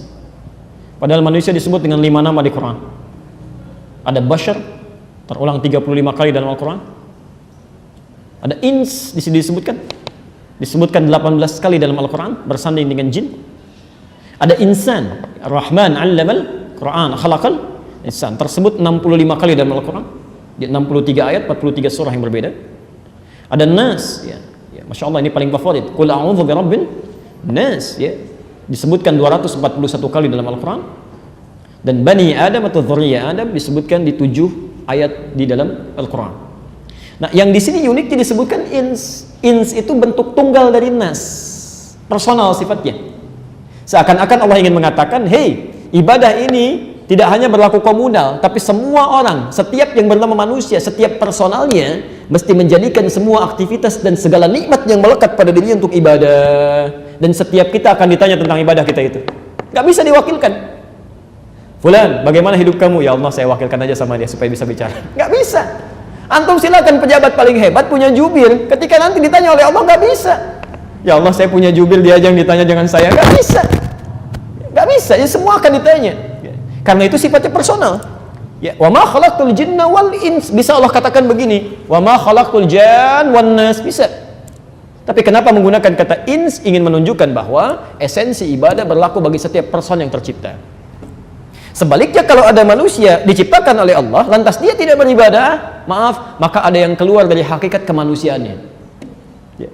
Kalau dalam bahasa bebasnya, kamu bukan manusia gitu. Kan manusia itu untuk ibadah, Ya. Awas bahasa agak tingginya, deh, bahasa agak tingginya. Hati-hati, pelan-pelan. Jadi bagaimana caranya? Semua aktivitas kita, ya, Masya Allah. Kemudian semua nikmat yang Allah titipkan kepada kita. Dari kita bangun tidur sampai tidur lagi, mengecek semua inventaris yang ada di rumah, yang berkait dengan aktivitas kita di kantor dan segalanya. Bagaimana caranya? Semua mesti menjadi ibadah. Saya sampaikan hadis qudsi, Pak, ya, bukan yang ini. Lihat kalimatnya. Ibadi, hambaku, kata Allah. Khalaqtuka lil ibadah fala tal'ab. Saya ciptakan kamu untuk ibadah, jangan banyak mainnya. Wa qasamtu laka rizqaka fala tat'ab. Dan saya sudah siapkan rizki untukmu supaya kamu nggak capek. Jadi sebetulnya rizki kita sudah ada. Nanti pembahasan rizki saya terangkan bagaimana urutannya. Sudah ada. Ini jangan karena kesibukan kita ingin mendapatkan rizki tiba-tiba melupakan nilai ibadah. Perhatikan kalimat-kalimat hadisnya. Kalau engkau masih mencari dunia meninggalkan ibadahmu, saya akan buat capek la usallitanna lakad dunya. Saya akan buat capek kamu dengan urusan dunia, dan saya tidak akan berikan rizki kepadamu kecuali sesuai dengan hak yang harus engkau peroleh saja. Misal, ada orang kerja capek luar biasa, kerja keras, masya Allah, saking kerasnya berangkat gelap, pulang gelap, lupa sholat, lupa macam-macam. Lu menghasilkan 100 miliar, dia bangga, ini kerja keras, saya dapat 100 miliar. Kata Allah, kamu nggak usah bangga, memang rezeki kamu itu segitu. Kamu cari-cari pun dapatnya akan segitu juga. Jadi ngapain dibanggain? Ya, nggak harus dibanggakan. Saya akan buat capek kamu sampai tidak akan kamu mendapatkan rezekimu kecuali sesuai yang telah saya tetapkan. Tapi kalau kamu ikuti ketentuan saya, tidak kamu tinggalkan ibadahnya, maka kamu akan saya buat tenang dalam kehidupan, dan Allah berikan rezeki sesuai dengan yang kamu butuhkan. Ini selesai. Jadi kalau kita ibadahnya nyaman, jalan dengan tenang, demi Allah saya katakan rezeki akan datang. Ya, nanti dalam bahasan yang khusus, wa mimma razaqnahum yunfiqun, kita akan bahas. Ada rezeki yang kita kejar, ada rezeki yang mengejar-ngejar kita. Masya Allah. Bahkan diantaranya min haitsu la yahtasib, yang tidak disangka-sangka. Ada orang mengatakan nggak nyangka saya dapat ini. Emang nggak usah disangka. Dia datangnya dari rezeki yang tidak disangka-sangka. Jadi jangan nyangka. Pasti ada gitu ya. Pasti ada. Anda bayangkan, rizki yang kita cari disebut dengan adlullah, keadilan Allah. Rizki yang mencari-cari kita disebut dengan fadlullah, keutamaan dari Allah. Makanya orang katakan hadza min fadli rabbi, ini keutamaan yang Allah berikan kepada saya. Jelas ya? Nah, karena itu supaya hidup kita mudah, nyaman dalam kehidupan dunia akhirat, maka jadikan semua aktivitas sebagai ibadah. Pelan-pelan. Iya kah? Bukan pada yang lain, hanya untuk Allah. Ya. Ini bukan pada yang lain, hanya pada Allah. Ya, tujukan karena Allah. Ya. Makan karena Allah, minum karena Allah, bekerja karena Allah, masya Allah. Ibu merawat anak karena Allah, segalanya lillah, lillah. Ya. Orang haji juga sekarang mau haji, siap-siap sudah mau berangkat macam-macam, masya Allah. Itu pun kalau bukan karena Allah tidak akan seibadahnya. Ya, nggak ada pahalanya. Makanya peringatan pertama kami tekankan pada saudara-saudari kami yang akan berhaji, ayat haji di Quran itu dimulai di Al-Baqarah 196. Posisi paling kiri sebelah bawah. Itu pertama kali ketika Allah minta menyempurnakan ibadahnya, itu bukan fikih yang disebutkan, tapi kalimat tauhid. Wa atimmul hajja wal umrata lillah. Sempurnakan haji itu dan umrah, lakukan karena Allah, lillah. Masya Allah. Kalau di Quran ada ibadah bersanding dengan kesempurnaan, sempurnakan. Itu tandanya ada orang ibadah tidak sempurna. Ya, tidak sedikit yang tidak sempurna. Salah satu sebabnya kenapa? Karena bukan lillah. Ya, masya Allah, nunggu-nunggu cukup lama, keluar biaya banyak, tenaga tidak juga sedikit keluar. Ya, begitu sa'inya live, tangan kanannya pegang handphone, Rabbik firwarham begini, orang lain lihat, ngapain jauh-jauh. Ada yang pulang dari Arafah, begitu selesai mau ke Muzdalifah, diminta oleh Quran zikir, ini baru pasang status, sedang menuju Muzdalifah. Habis deh. Bahkan ada yang belum berangkat sudah habis pahalanya. Ria itu kan menggugurkan pahala. Ingat betul ya, ria itu rumus Qurannya menghanguskan semua pahala. Al-Baqarah Quran surah kedua ayat 264, posisi paling kiri sebelah bawah. Kalimatnya, ya ayyuhalladzina amanu, hai orang-orang yang merasa punya iman, la tubtilu shadaqatikum bil manni wal adha. Jangan Anda gugurkan kebaikan-kebaikan yang telah Anda tenun lelah itu dengan berbuat sesuatu yang merusak dan menghancurkan amalan. Kalladzi yunfiqu malahu ria'an nas, seperti orang infak yang ria. Di ria itu bisa menggugurkan amalan, habis semuanya, nggak bernilai. Bukan cuma infak, ada orang sholat kan ria, al-maun itu. Ya, fawailul lil musallin, celaka orang sholat. Masya Allah, orang sholat masih bisa celaka, apalagi yang nggak sholat. Ya, alladzina hum an sholatihim sahun, yang lalai dalam sholatnya. Di antara makna lalai itu alladzina hum yura'un, yang ria saat dia menunaikan sholat. Ada orang haji ria, ada. Indikasinya bukan lillah, bahkan sebelum berangkat sudah ria. Ya. Tidak keliru kalau Anda ingin kumpulkan, ingin minta maaf, tidak ada masalah di situ. Ya, tidak ada persoalan, silahkan. Tapi kadang-kadang lupa lisan. Bapak Ibu sekalian, warga kompleks semuanya, ya, kami akan berangkat, mohon doakan kami supaya lancar aktivitas haji kami. tolong maafkan kalau ada kesalahan-kesalahan yang pernah kami kerjakan saat ini demi kelancaran ibadah kami. Ini haji pertama kali kami, Pak. Barangkali ibu ini pula yang pertama kami haji di komplek ini ya. Pak RT belum haji, Pak RW belum haji, kami yang pertama. Kami doakan saat di Ka'bah nanti Bapak Ibu bisa haji juga. Itu habis pahalanya sih makan. Habis itu. Belum dapat sudah hilang ya. Jadi masalah. Sekarang kita evaluasi sebentar ya. Tolong sabar belajarnya. Kita gali setiap kalimat-kalimat Qur'annya. Kita turunkan ayat-ayatnya. Sekarang pertanyaan saya, tanya pada masing-masing ya. Sudah kelihatan dari sisi aspek-aspek yang lain. Berapa usia kita masing-masing? Dari nikmat usia yang telah dititipkan itu, berapa yang sudah jadi ibadah? Saya ulang ya. Berapa usia kita masing-masing? Tanamkan pada diri kita, tuliskan yang besar di setiap catatannya. Dari sekian waktu yang Allah berikan pada kita, berapa yang sudah menjadi ibadah? Hati-hati. Misal saja, ada penelitian, kita ambil contoh Quran aja, ambil contoh Quran. Tentang pertanyaan ini ada di Quran surah ke-46, Al-Ahqaf. Ayat 15. Posisi paling kiri sebelah atas di mushaf standar. Bismillah. Quran surah ke-46 Al-Ahqaf ayat ke-15. Wassaynal insana biwalidayhi ihsan, ada? Ya, dan kami wasiatkan kepada manusia. Insyaallah. Artinya wasiat. Biasanya kalau bapak ibu mendengar kata wasiat, yang tersirat apa? Mau meninggal gitu ya. Baik. Wasiat itu asalnya bukan mau meninggal, bukan. Wasiat itu pesan yang sangat kuat. Ya. Kenapa sering diidentikan dengan orang yang akan wafat? Karena biasanya begini, pesan orang akan meninggal itu lebih bisa didengar, lebih kuat nilainya dibandingkan dengan sebelum dia berada dalam keadaan demikian. Ya. Ibu ngasih tahu anak, sholat ya nak, tenang aja mah, gampang gitu kan. Tapi kalau info sudah 3 ya, semua sudah dipasang, nah sholatnya iya ma, lebih cepat. Ada wasiat di situ. Ya. Jadi kalau diartikan orang akan meninggal, jadi keliru. Allah memberi wasiat dan Allah tidak meninggal.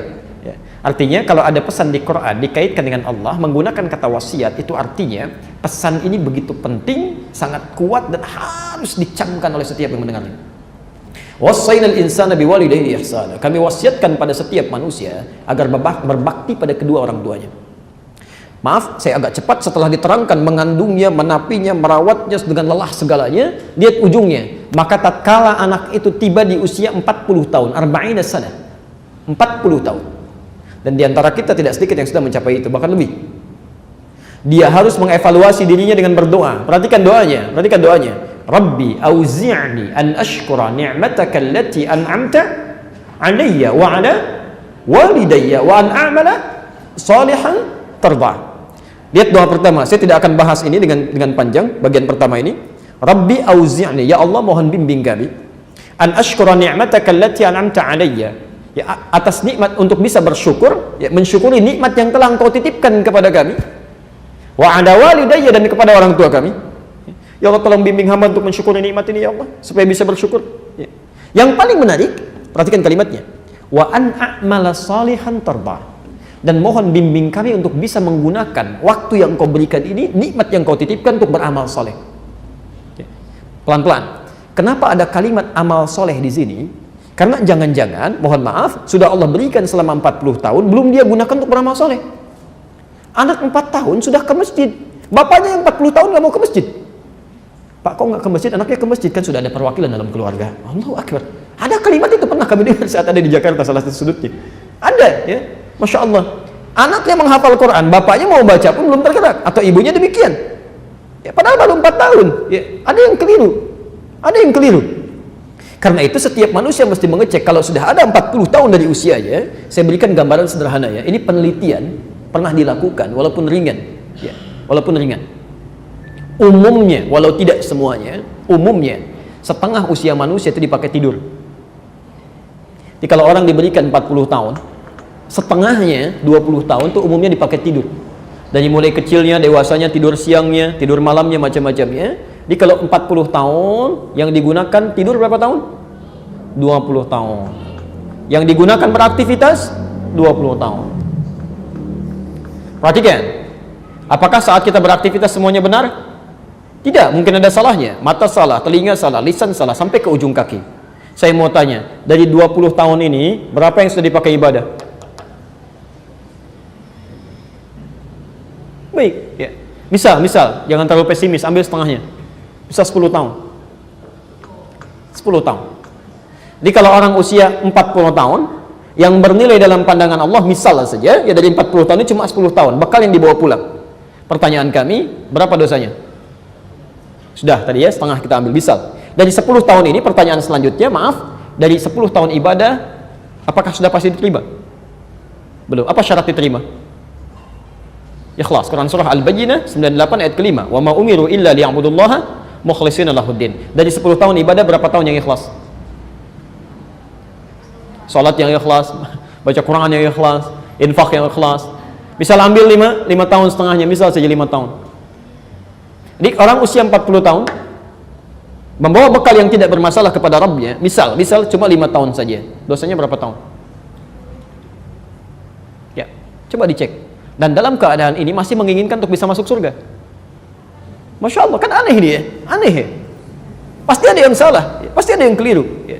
Ada yang keliru. Ya. Perhatikan pelan-pelan ya. Kalaupun misalnya orang ini dosanya berimbang, taruhlah dari semua ini diabaikan, dosanya 5 tahun juga satu hari aja. Ya. Masya Allah. Ada orang punya amal baik 5 tahun, amal jeleknya 5 tahun satu hari. Masih banyak yang mana amalnya? Yang jeleknya masuk ke mana? Fa'amma man khaffat mawazinu fa ummuhu hawiyah. Tapi kalau ringan timbangan amal baiknya, berat amal buruknya, maka tempat kembalinya hawiyah. Ya, neraka bagi dia. Itu luar biasa. Karena itulah kita minta kepada Allah supaya dibimbing untuk beramal soleh, an-a'mala solihan. Yang jadi masalah, orang beramal soleh pun belum tentu Allah ridha. Ini jangan Anda kira kalau Anda baru salat Allah terima, belum tentu.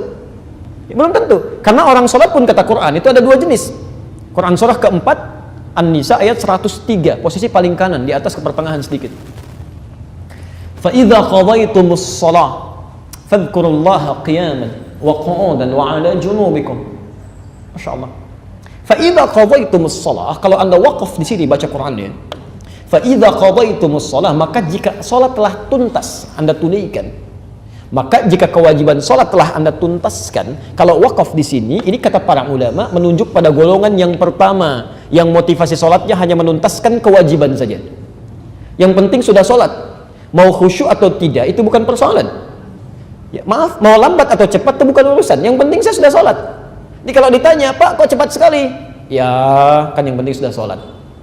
Masya Allah, gitu kan? Baca apa tadi? Ya kan sudah hafal, Al-Fatihah dibaca tiap hari misalnya. Ada jawaban seperti itu. Nah, itu golongan yang pertama. Jadi kewajibannya terangkat tapi tidak mendapat manfaat dari ibadahnya. Ya, yang kedua, fadhkurullah. Maka salat yang dia lakukan akan langsung mengingatkan dia dengan Allah.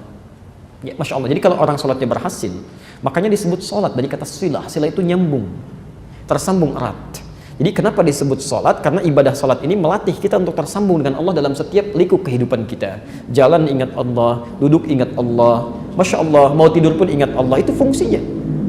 Ya, coba dari sekian sholat yang telah kita tunaikan, berapa yang menjadikan kita ingat pada Allah? Jangan-jangan baru keluar sholat tidak ingat dengan Allah. Ada yang begitu, Bu. Ya. Kan jadi aneh ya, ada orang keluar dari rumah Allah kehilangan sandalnya, padahal baru sholat. Apa yang salah? Artinya saat dia gunakan sandal dia nggak ingat. Sebab kalau ingat Allah tidak mungkin orang yang ingat Allah melakukan maksiat, itu mustahil. Orang mau minum, ketika dia akan minum ingat Allah seperti yang kami sampaikan, maka dia akan tidak akan pernah menyentuh minuman yang tidak disenangi oleh Allah, karena dia sedang ingat dengan Allah. Dia tahu Allah melihat, dia tahu Allah mendengar. Orang yang ingat Allah karena didengar oleh Allah, punya sifat as-sami', maka dia tidak akan mengeluarkan kalimat-kalimat yang tidak Allah sukai. Semua. Maka dari itu kembali lagi, berapa aktivitas kita yang sudah menjadi ibadah. Itu pun yang sifatnya iyaka karena Allah, bukan karena yang lain. Karena itulah mari kita evaluasi ketika kita mengatakan dalam sholat iyyaka na'budu, itu kita sedang berkomitmen. Dicek lagi, Pak Bu, ya Allah, apa salah saya sampai saya sholat ini, apa yang kurang-kurangnya, apa yang belum jadi ibadah, dievaluasi. Sangat-sangat luar biasa kalau ada orang setelah sholat tiba-tiba dia keluar dari komitmennya, padahal baru menyampaikan pada Allah barusan, saya mau ibadah, tapi dia melanggar kata-katanya sendiri. Itu ada yang berbahaya di situ. Ya. Makanya kalau kita sholatnya benar, itu baru selesai sholat saja, Masya Allah, kesalahan kita sepanjang bukan dosa besar, itu antara sholat ke sholat bisa terampuni. Ya. Pernah dengar hadis ini? Hadis Muslim, nomor hadis 223. As-salawatu ila as-salawat, wal jumu'atu ila al-jumu'ah, Wa Ramadan ila Ramadan kaffaratun lima bainahunna. Ya, salat satu ke salat yang lainnya, Jum'ah ke Jum'ah ada pekanan. Wa Ramadan ila Ramadan ada tahunan. Kalau benar ditunaikan kata Nabi, kaffaratun itu akan menghapuskan ya lima bainahunna, dosa-dosa yang pernah dikerjakan di antara keduanya. Jadi kalau Anda tadi punya salah misalnya saat salat subuh sampai ke zuhur, dan mustahil ada orang tidak berbuat salah, maka saat Anda salat zuhur itu benar salatnya, tuntas semua kesalahan dan dosanya, digugurkan oleh Allah. Ya, kecuali dosa besar, ya, dosa besar. Maaf, yang pekanan Jumat ke Jumat selesai. Yang tahunan belum selesai pekanan, ya tahunan dihapuskan oleh Allah. Ramadan digugurkan. Ya. Makanya kata Nabi, maaf, bu'dan liman adraka Ramadan falam yughfar lahu. Ya, celaka dan keterlaluan berlumur dengan kotoran. Ya. Di raghima anf itu salah satu maknanya bu'dan atau raghima anfun. Ya, di hidungnya ada kotoran, debu. Ya. Celaka orang yang diberikan Ramadan tapi dia tidak mampu beristighfar kepada Allah di bulan Ramadan itu yang bisa mengampuni dosanya. Dikata Nabi, orang yang keluar dari Ramadan, alumni Ramadan, tidak terampuni dosanya, itu orang celaka. Ya, bahaya dalam hidupnya. Baik, saya akhiri dulu bagian terakhirnya, nanti kita coba berikan waktu kalau ada yang mau ditanyakan. Jadi kesimpulan pertama, kalau semua nikmat yang Allah titipkan kepada kita di Maliki Yaumiddin dengan ayat sebelumnya, ingin selamat, ingin mendapatkan kemudahan dari Allah, maka jadikan semua itu sebagai ibadah karena Allah. Ya, jelas semua ini? Ya. Maaf, kedudukan, mohon izin saudara kami para ikhwan, jika teman-teman ada yang dititipkan oleh Allah kedudukan, artinya ibadah antum ada di situ. Ayo bikin polisi kebijakan-kebijakan yang baik. Ya. Misal antum jadi ketua RT atau ketua RW, bikin surat aja ke keluarga muslim. Yuk, prioritaskan sholat berjamaah setiap sholat subuh, di hari weekend kita ke masjid, bisa bikin surat. Ya. Antum gak usah peduli berapa yang sholat tuh, gak usah peduli, yang penting antum tuliskan. Misal 3 orang aja ke masjid karena surat yang antum buat, itu Allahu Akbar, antum mendapat pahala dari orang-orang itu. Ya. Ada di hadis Muslim nomor hadis 1893. Man dalla ala khairin falahu ajruhu mithla ajri fa'ilihi min ghairi an yankusa min ajri syai'. Ya. Masya Allah, siapa yang menunjukkan, memberikan fasilitas pada seseorang untuk berbuat baik, lalu dia lakukan, maka Anda mendapatkan pahala yang sama dengan yang melakukannya tanpa dikurangi sedikit pun. Maka bayangkan kalau 10 orang kemudian dia ke masjid, Anda meninggal dunia dia masih ibadah, pahalanya berapa itu mengalir? Masya Allah, mumpung masih ada, karena kalau sudah nggak ada susah. Kan kedudukan ditukar Pak, Bu. Dia nggak usah bangga kalau punya kedudukan, nggak usah bangga. Salah kalau berbangga diri, itu peluang untuk berbuat kebaikan. Itu peluang. Ya, mudah bagi Allah. Quran surah 3 ayat 26 sampai 27 itu, posisi paling kanan, ya, bawah sedikit. Qulillahumma malikal mulki tu'til mulka man tasha wa tanzi'ul mulka mimman tasha. Anda sekarang jadi pimpinan, besok lusa sudah begitu pensiun keluar. Atau nggak tunggu lama kan? Masya Allah, mumpung masih ada keadaan di atas. Kalau sudah di-reshuffle nggak tahu waktunya kapan, kan nggak ada kesempatannya. Ya, dia ayo buat kebijakan yang baik. Kalau cuma kedudukan bangga, oh ketinggalan. Dulu Firaun kedudukannya tinggi sekali, jadi raja sampai ngaku Tuhan, bangga, sombong, hancur juga oleh Allah. Jadi kalau ada orang seperti sekarang punya kedudukan nggak seperti Firaun bangga, itu orang ketinggalan zaman. Yang dulu sudah ada. Ya. Sama, Anda dititipkan harta benda misalnya, Masya Allah sekaya apa sih? Ya, itu bukan untuk pamer. Dulu Korun sudah ada, lebih kaya. Quran surah 28 ayat 76 sampai 79. Masya Allah, posisi paling kanan sebelah bawah. Lihat kalimatnya, maaf di kiri sebelah bawah di mushaf standar. Ya. Inna Qaruna kana min qaumi Musa. Qarun itu dari kaumnya Musa. Fabagha alaihim, sombongnya luar biasa. Apa yang dia sombongkan? Wa atainahu minal kunuzi ma inna mafatihahu latanu bil usbah. Ayat 76 ya. Kami titipkan dia, bahasanya kami titipkan, bukan Qarun yang punya, kami yang punya. Surah ke-28 Al-Qasas ayat 76. Kami titipkan pada Qarun harta yang melimpah, sampai-sampai kunci Pak, kunci berangkasnya saja Bu, tidak sanggup dipikul oleh 10 orang terkuat di zamannya. Lu bayangkan. Ya. Antum kalau punya kunci berangkas, biasanya disembunyikan apa dipamerkan? Pasti disembunyikan, masa dipamerkan? Antum foto, plak, ya, buat di Instagram, kunci berangkas saya itu cari masalah gitu ya. Cari masalah. Ini enggak, Qarun enggak. Dia setiap kemana-mana Pak ya, di belakangnya ada 10 orang, cuma ngangkat kunci berangkasnya saja. Dia ingin tunjukkan pada orang, kalaupun ada yang ngambil harta saya, ambil aja, nggak akan habis kok, saking kayanya saya. Saking kayanya saya. Masya Allah, kaya luar biasa dan sombong dan hancur semuanya. Hancur. Ya. Jadi kalau ada orang merasa kaya sekarang, kemudian sombong, itu orang ketinggalan zaman. Jauh ketinggalannya. Dulu sudah ada dan dia lebih kaya. Jadi keterlaluan kalau ada orang sekarang mengaku kaya, sombong itu keterlaluan. Karena kekayaannya nggak sekaya Qarun. Ya, dan Qarun hancur juga. Perhatikan ketika Allah meluruskan Quran ini di ayat 77-nya, wabtaghi fima ataqallahu daral akhirah wala tansa nasibaka minad dunya. Kami titipkan ini bukan buat pamer, tapi supaya engkau menggunakannya untuk kepentingan ibadah, mencari tempat terbaik di akhirat. Nanti pulang ke rumah, coba cek di keluarga, karena masing-masing anggota keluarga itu diberikan titipan yang berbeda. Ada titipan pengetahuan, titipan tenaga. Ya, mohon maaf, barangkali yang nggak dititipkan harta benda itu menurut Allah itu dia sudah banyak bangun malam. Saking nggak punyanya, jarang sering puasa. Antum jangan bangga kalau baru bisa puasa Senin Kamis, di sana sudah ada ayamul bait. Jangan bangga kalau baru bisa ayamul bait, di sana sudah ada yang puasa daun. Sudah ada. Ya. Sudah ada yang tiap malam tahajud. Sudah ada yang mulai menghafal Quran. Masya Allah. Dengan sekian jangan bangga kalau cuma hafal Quran 1 riwayat, ada yang 13, ada yang 7 riwayat, ada yang 10 riwayat, ada yang 14 riwayat. Masya Allah. Ya. Ini semua itu cuma titipan. Gunakan untuk ibadah. Karena itulah mohonkan kepada Allah. Mohonkan, ini poinnya. Kalau kita merasa ada yang kurang dalam hidup kita untuk ibadah, maka mohon berdoa. Runtunan keduanya, wa iyyaka nasta'in. Minta supaya ditolong oleh Allah, supaya dibantu, supaya diberikan petunjuk. Makanya ketika antum mengucapkan iyyaka na'budu, mustahil kalau kita bisa ibadah sendirian tanpa bantuan Allah. Karena itulah kemudian kita ikrarkan, ya Allah, kalau ada kelemahan-kelemahan, kekurangan dalam kami, sekarang kami mohon pertolongannya ya Allah.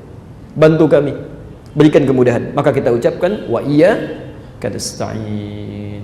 Baik, saya mau berhenti sebentar dengan menutup uraian ayat ini dengan sesuatu yang penting. Ini rumus yang harus Anda amalkan. Lihat persamaannya. Fokus sedikit ya. Sebentar. Nanti ini bisa ditemukan diantaranya di ilmu balaghah dan ilmu arud. Ya. Kalau di nahwu atau sharaf belum sampai ke sini.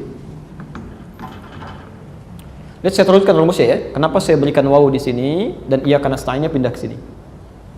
Waw itu di antara rumusnya, di antara maknanya itu bisa berarti persamaan, equal, hal yang sama. Jadi kalau kita turunkan ke bawah, bisa kita tuliskan begini, iyyaka na'budu. Wa-nya di sini kita turunkan persamaannya sama dengan kan iyyaka nasta'in. Lihat sini, ini ibadah, ini solusi. Pelan-pelan. Minta tolong karena minta solusi kan? Ya, minta solusi, minta pertolongan. Baik. Sekarang perhatikan sini. Kalau orang minta tolong, umumnya sedang punya apa? Masalah. Mustahil orang minta tolong nggak ada masalah. Tolong saya Pak, kenapa? Nggak ada apa-apa. Pasti ada masalah gitu ya. Pasti ada masalah, ada persoalan, ya, ada problem.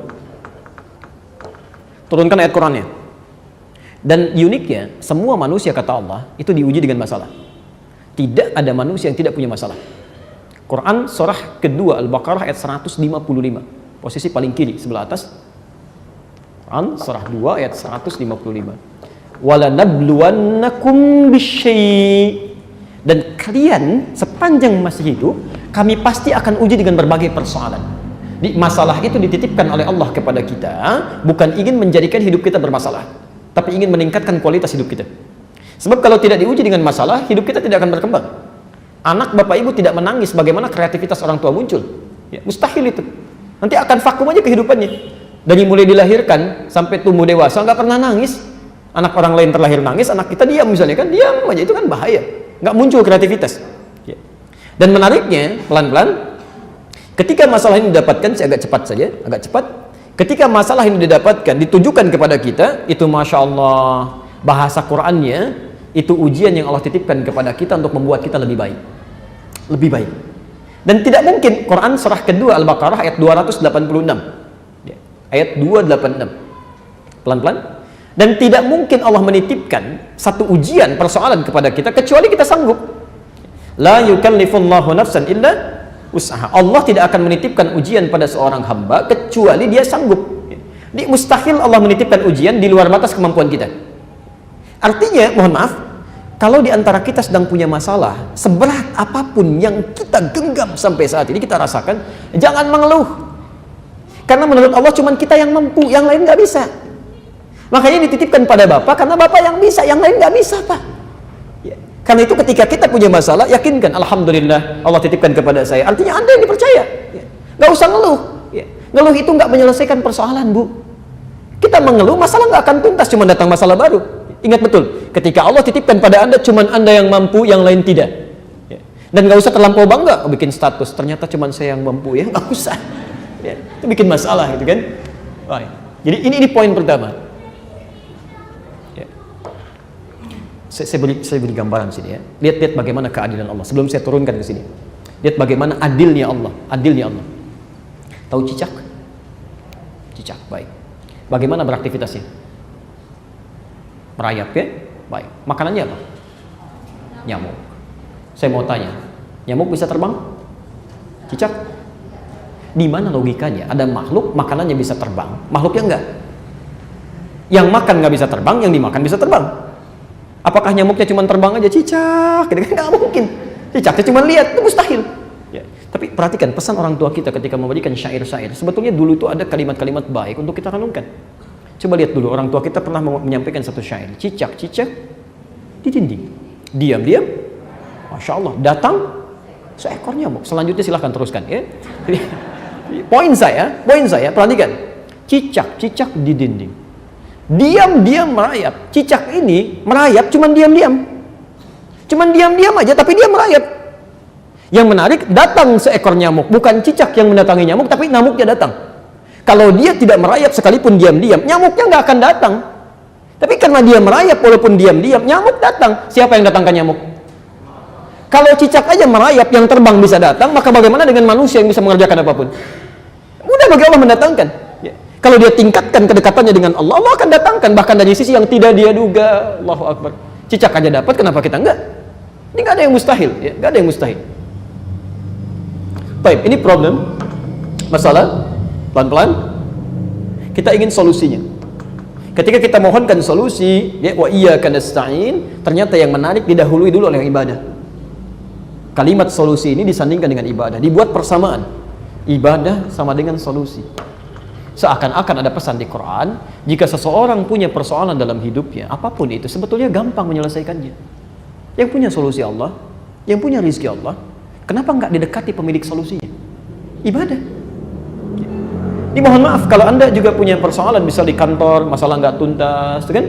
Atau ada yang di kantornya champion, dia juara, tapi di rumahnya persoalan nggak pernah tuntas, padahal harta cukup berlimpah, kedudukan tinggi, masalah nggak selesai-selesai. Cek, mungkin ini yang nggak maksimal. Ya, ini yang nggak maksimal ibadahnya. Kita ambil contoh lain, Quran surah 65, At-Talaq, akhir ayat kedua, awal ayat ketiga. Di ujung ayat kedua, di awal ayat ketiga. Baik, lihat persamaannya. Wa man yattaqillaha yaj'al lahu makhraja, masyaallah, wa yarzuqhu min haitsu la yahtasib. Wa man yattaqillaha, siapa yang bisa meningkatkan takwanya kepada Allah, takwanya naik, yaj'al lahu makhraja, kami berikan jalan keluar pada setiap persoalan yang tengah dialami, diberikan solusi. Di persamaan di ayat ini, takwa meningkat, takwanya meningkat, masalah selesai. Ya. Bahkan rizki, Masya Allah, wa yarzuqhu min haitsu la yahtasib, rizkinya datang dari sisi yang tidak dia duga. Rizki itu bukan cuma uang, hati-hati. Keturunan itu rizki, ketenangan itu rizki. Kadang-kadang ketenangan itu bisa lebih penting dibandingkan dengan harta yang kita lihat dan kita pegang. Saya sering tanyakan, Bapak Ibu mau pilih mana? Kaya tapi gelisah atau miskin tapi tenang? Dan tidak ada pilihan ketiga. Itu nggak mudah, kan? Ini ingin menunjuk bahkan ketenangan itu penting dalam satu peristiwa. Ya, hati-hati ya. Baik, jadi kalau Anda tingkatkan takwa, itu masalah selesai. Rizki datang. Dan takwa disebutkan di Quran sebanyak 115 kali. Dengan derivasi yang beda-beda. Ya, kata-kata yang beda. Ada muttaqin, yattaqun, tattaqun, ya, ittaqillah, macam-macam. Ya. Kalimat takwa ini kalau disebutkan di Quran selalu bersanding dengan ibadah, amal soleh. Coba cek kalimat takwa pertama di Quran, bersanding dengan amal soleh. Al-Baqarah ayat 2 dan 3. Dzalikal kitabu la raiba fihi hudal lil muttaqin. Siapa orang takwa ini? Ayat 3-nya. Alladzina yu'minuna bil ghaib wa yuqimunas shalah, salat, amal soleh. Jadi kalau orang salat ini masalah selesai. Puasa ujung-ujungnya takwa. Ya, lihat Al-Baqarah 183, posisi paling kiri sebelah atas. Ya ayyuhalladzina amanu kutiba alaikumus shiyam kama kutiba alal ladzina min qablikum la'allakum tattaqun, takwa lagi. Di rumusnya gampang. Kalau antum ingin menyelesaikan persoalan dalam hidup, dekati yang punya solusi dengan meningkatkan takwa. Caranya ibadah. Tingkatkan ibadah. Dan ini yang dilakukan oleh para nabi dan rasul. Masya Allah. Kita ambil contoh ya, contoh terakhir kita tutup di sini. Quran surah 21 Al-Anbiya. Ini paling komplit dan ini kalau isyarat Qurannya akan dialami oleh setiap makhluk yang hidup. Quran surah 21 ayat 83 sampai 92. Catat saja dulu, nanti dibuka kemudian ayat 83 sampai 92. Ini ibu dan bapak sekalian, saudara-saudariku, ini adalah gambaran dari Quran tentang kisah para nabi dan orang saleh yang mengalami persoalan dalam hidup. Ada yang sakit parah luar biasa, ada yang masalah dengan keturunan, ada yang masalah dengan aktivitas yang menghimpit sampai gelap mata, sampai gelap mata. Tapi semua dibebaskan oleh Allah. Dan kalimat menariknya di ayat-ayat ini adalah orang-orang yang punya masalah serupa dengan ini, kami akan berikan solusinya kalau mengerjakan amalan yang sama dengan mereka. Saya kasih satu contoh saja ya, di rangkaian ayat ini tentang Nabi Ayyub di ayat ke-83-nya sampai 84. Perhatikan kalimatnya, wa ayyuba idh nada rabbahu rabbi anni massani yadhurru wa anta arhamur rahimin. Ada ayat ini?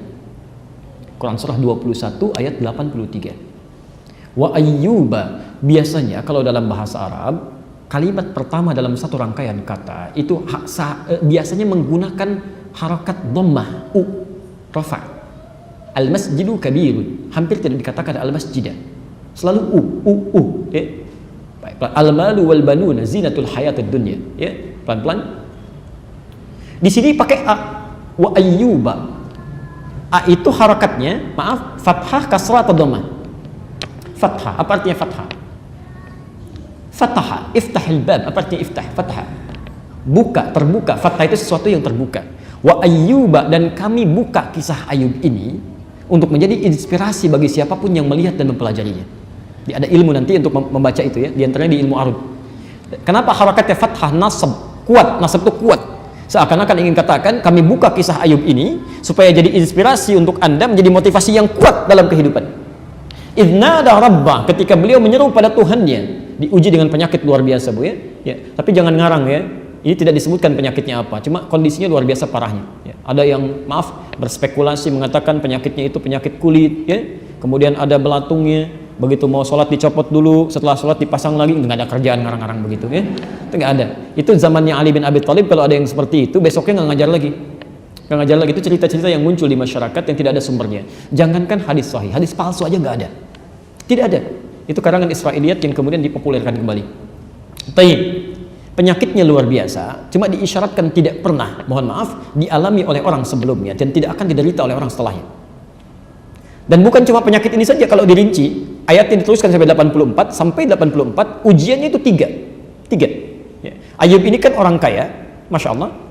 Kemudian keturunannya luar biasa, ya. Ada 12 anaknya, kaya, semua sehat-sehat, kuat, kan? Yang ketiga ini menarik, ya. Ini menarik. Mohon maaf, dan soleh. Ya. Kaya, keturunan sehat, kuat, dan soleh, dekat dengan Allah, ya. Sehat luar biasa. Satu kali diuji dengan 3 hari aja, 3 hari. Hari pertama, mohon maaf, semua hartanya hancur, lebur, ternaknya mati semua. Kemudian seluruh aset perkebunannya terbakar. Insya Allah. Apa yang terjadi? Ternyata ibadahnya meningkat 2 kali lipat, bukan menurun. Ayo kami uji ini untuk contoh bagi manusia. Engkau kaya luar biasa, banyak aset saya hancurkan sekarang. Apakah akan turun ibadah? Tidak, 2 kali lipat. Ada nabi, rasul, Masya Allah, surganya jelas. Diuji dengan kekayaan, hancur semuanya dalam 1 hari, meningkat ibadahnya 2 kali lipat. Ada orang bukan nabi, bukan rasul, nggak jelas surganya, kehilangan sendal di masjid, rame. Masya Allah, ya. Nggak evaluasi diri gitu ya. Baik, kita teruskan. Hari kedua, barangkali keturunannya masih ada, diwafatkan oleh Allah. 12 anaknya wafat sekaligus. Bukan 1-2, 12 anaknya. Seorang kehilangan 1 anak, dipanggil oleh Allah. Bukan kehilangan sebetulnya, bukan kehilangan. Allah ambil, tugasnya selesai. Cuma tinggal yang belum selesai adalah tanggung jawabnya di akhirat, akan ditanya. Maka yang sering berharap punya keturunan setelah dikasih, hati-hati itu titipan, Anda akan ditanya. Mungkin tugas Anda tidak harus sampai dewasa. Masya Allah, ada yang tugasnya baru berapa bulan, ada yang tugasnya baru dilahirkan, ada yang tugasnya sampai beranjak tumbuh. Hati-hati, itu semua tugas, ya. Dan akan ditanya di akhirat nanti. Ini 12 anak yang diwafatkan oleh Allah, dipanggil segera. Meningkat lagi 2 kali lipat. Barangkali masih sehat, diuji dengan penyakit yang tidak dialami orang sebelumnya, tidak akan pernah tidak akan pernah dirasakan oleh orang setelahnya. Masya Allah. Kurang lebih nikmat dalam dalam masa 20 tahun. Setelah 7 tahun dengan istrinya bersabar dengan itu, istrinya mengatakan begini, Bu, istrinya, kalau dalam bahasa kita, papa kan Nabi, Rasul, bisa mengangkat tangan dikabulkan doanya. Kurang berapa lama kita menanti, mohonkan kepada Allah supaya disembuhkan. Disembuhkan gak minta banyak, asal sembuh aja. Lihat jawaban Ayub. Bertanya pada istrinya, berapa lama kita senang? Kata istrinya, kurang lebih 20 tahun. Berapa lama kita diuji sekarang? Kurang lebih 7 tahun. Perhatikan Pak jawaban Ayub. Nanti saja, kalau masa ujian sama dengan kekayaan itu 20 tahun, sama-sama senangnya, baru saya mohon kepada Allah. Malu rasanya, diberikan kenikmatan 20 tahun, diuji seperti ini baru 7 tahun sudah minta kepada Allah. Malu rasanya. Tapi yang paling menarik, ketika penyakitnya sudah mulai mengganggu beliau untuk ibadah, bukan beraktivitas. Ya. Di saat sakit masih bisa beraktivitas, masih bisa ibadah, nggak pernah mengeluh. Biasa aja nikmati, alhamdulillah, dekati Allah, berdoa dengan baik. Tapi yang paling menarik, ketika penyakit ini sudah mengganggu Ayub untuk ibadah. Sesuatu yang mengganggu dalam bahasa Arab disebut dengan durrun. Jamaknya dorra. Nanti ada godaan-godaan dalam hidup ibu bapak sekalian yang akan mengganggu secara fisik pada kita. Ya. Di antaranya Al-Baqarah Quran surah 2 ayat 214, posisi paling kanan sebelah bawah. Ya.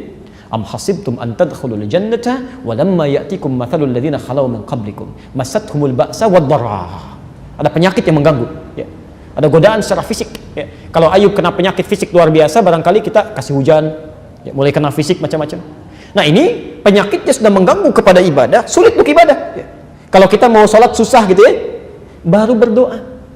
Masya Allah. Apa doanya? Perhatikan doanya.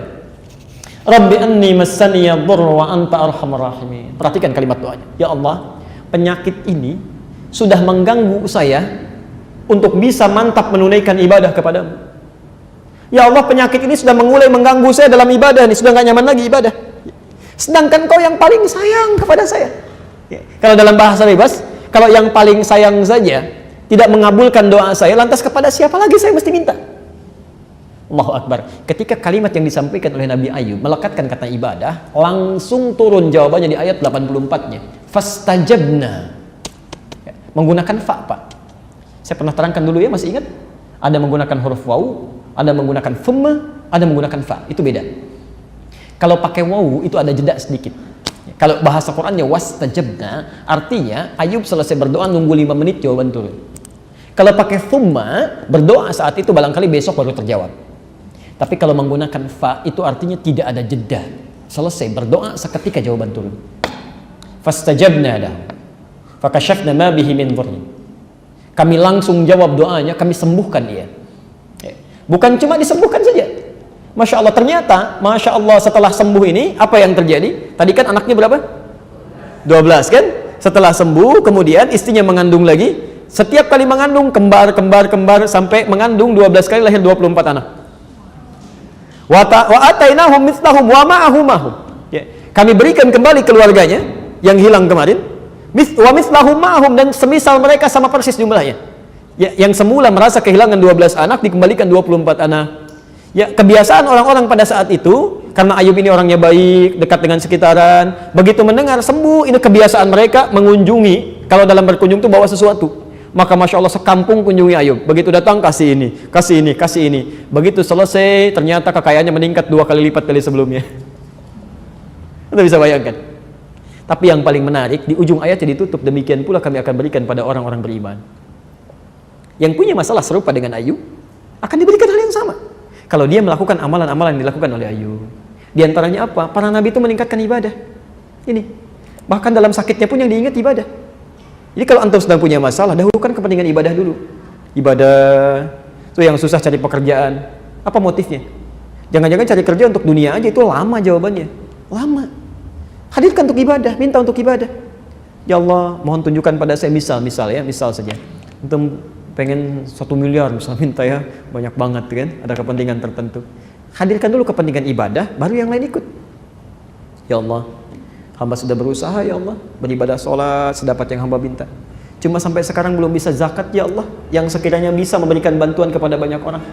Hamba tidak minta banyak, mohon ya Allah beri kesempatan berzakat dengan 25 juta saja. Supaya ada kebaikan untuk orang banyak. Zakat itu berapa persen? 2,5%. Kalau minta zakat 25 juta, artinya minta berapa? Masya Allah. Coba cek ya, jangan-jangan yang sakit minta sembuh karena pengen sembuhnya aja, ibadahnya nggak ada. Kamu ini dikasih sehat, sholat enggak, dikasih sakit nggak, zikir juga, sekarang pengen sembuh lagi. Kapan kamu mau ibadahnya? Sehat nggak ibadah, sakit nggak ibadah, sudah sakit pengen minta sehat lagi. Kapan mau ibadahnya? Ya. Saya pernah punya kejadian menarik dulu. Alhamdulillah saya dititipkan sakit dulu, ya. Dan komplit tipes, ketemu temannya DB, dirawat di rumah sakit. Datang ke situ, masya Allah. Jadi ketika dirawat, disediakan dokter, masya Allah katanya yang paling baik di situ. Itu 4 kali visit datang, kurang lebih. Kunjungan pertama disebut adek saya. Apa yang dirasakan deh katanya. Kunjungan kedua, mas, gimana mas? Katanya. Kunjungan ketiga, karena anak kami juga sama-sama dirawat, ikut sama dia, dan di satu ruangan kan, berubah jadi bapak. Bagaimana pak? Jadi 3 kali bapak tuh. Yang ketiga ini saya masih ingat betul. Kalimat dokter ini mengatakan, Pak, sudah ada rumus dalam dunia ilmiah. Sudah ada rumus. Bapak ini tidak akan pernah naik darahnya, kecuali nanti di hari kesekian. Hari kesekian. Jadi semuanya rumusnya seperti itu. Mau obat sehebat apapun akan tetap seperti ini. Jadi sabar aja, tunggu, silakan. Kalau manusia sudah mengatakan dengan ilmunya demikian, maka kita bisa berharap kepada yang paling mengetahui untuk menutup dan menghilangkan sifat yang seperti itu, ya, supaya mengatakan bahwa ada yang lebih daripada ini.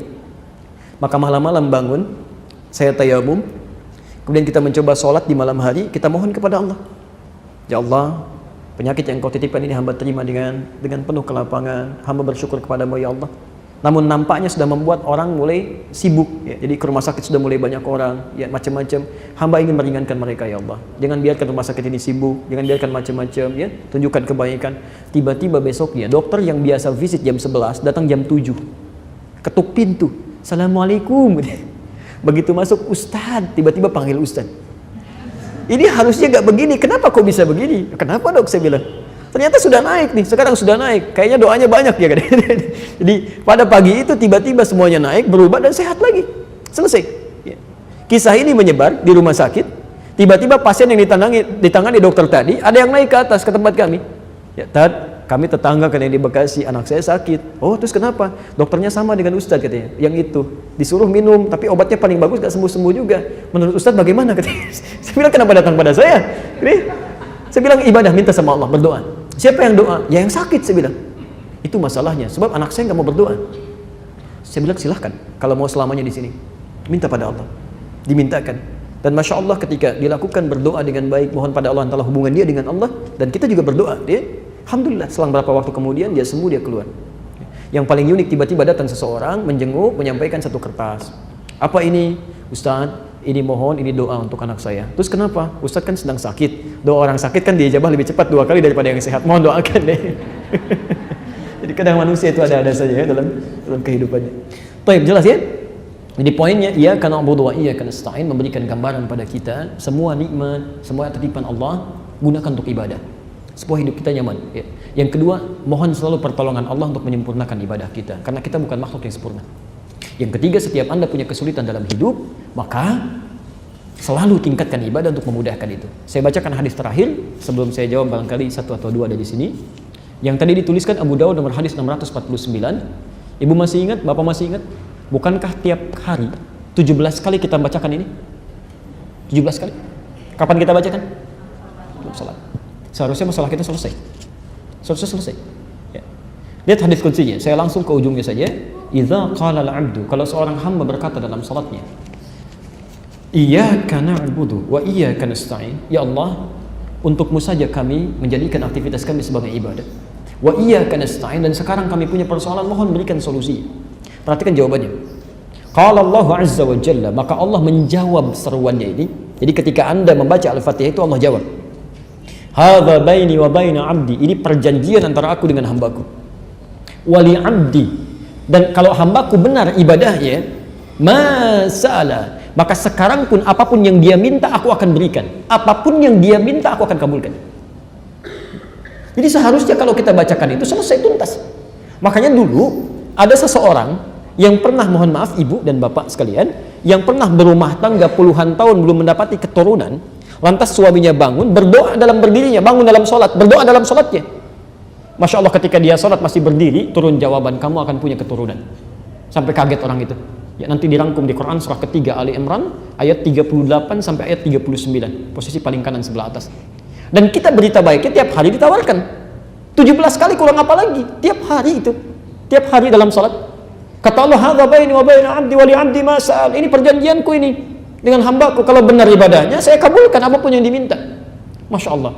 Jadi kalau kita tiap hari salat kemudian kita membaca itu belum ada yang terkabul, maka ada yang belum sempurna salatnya.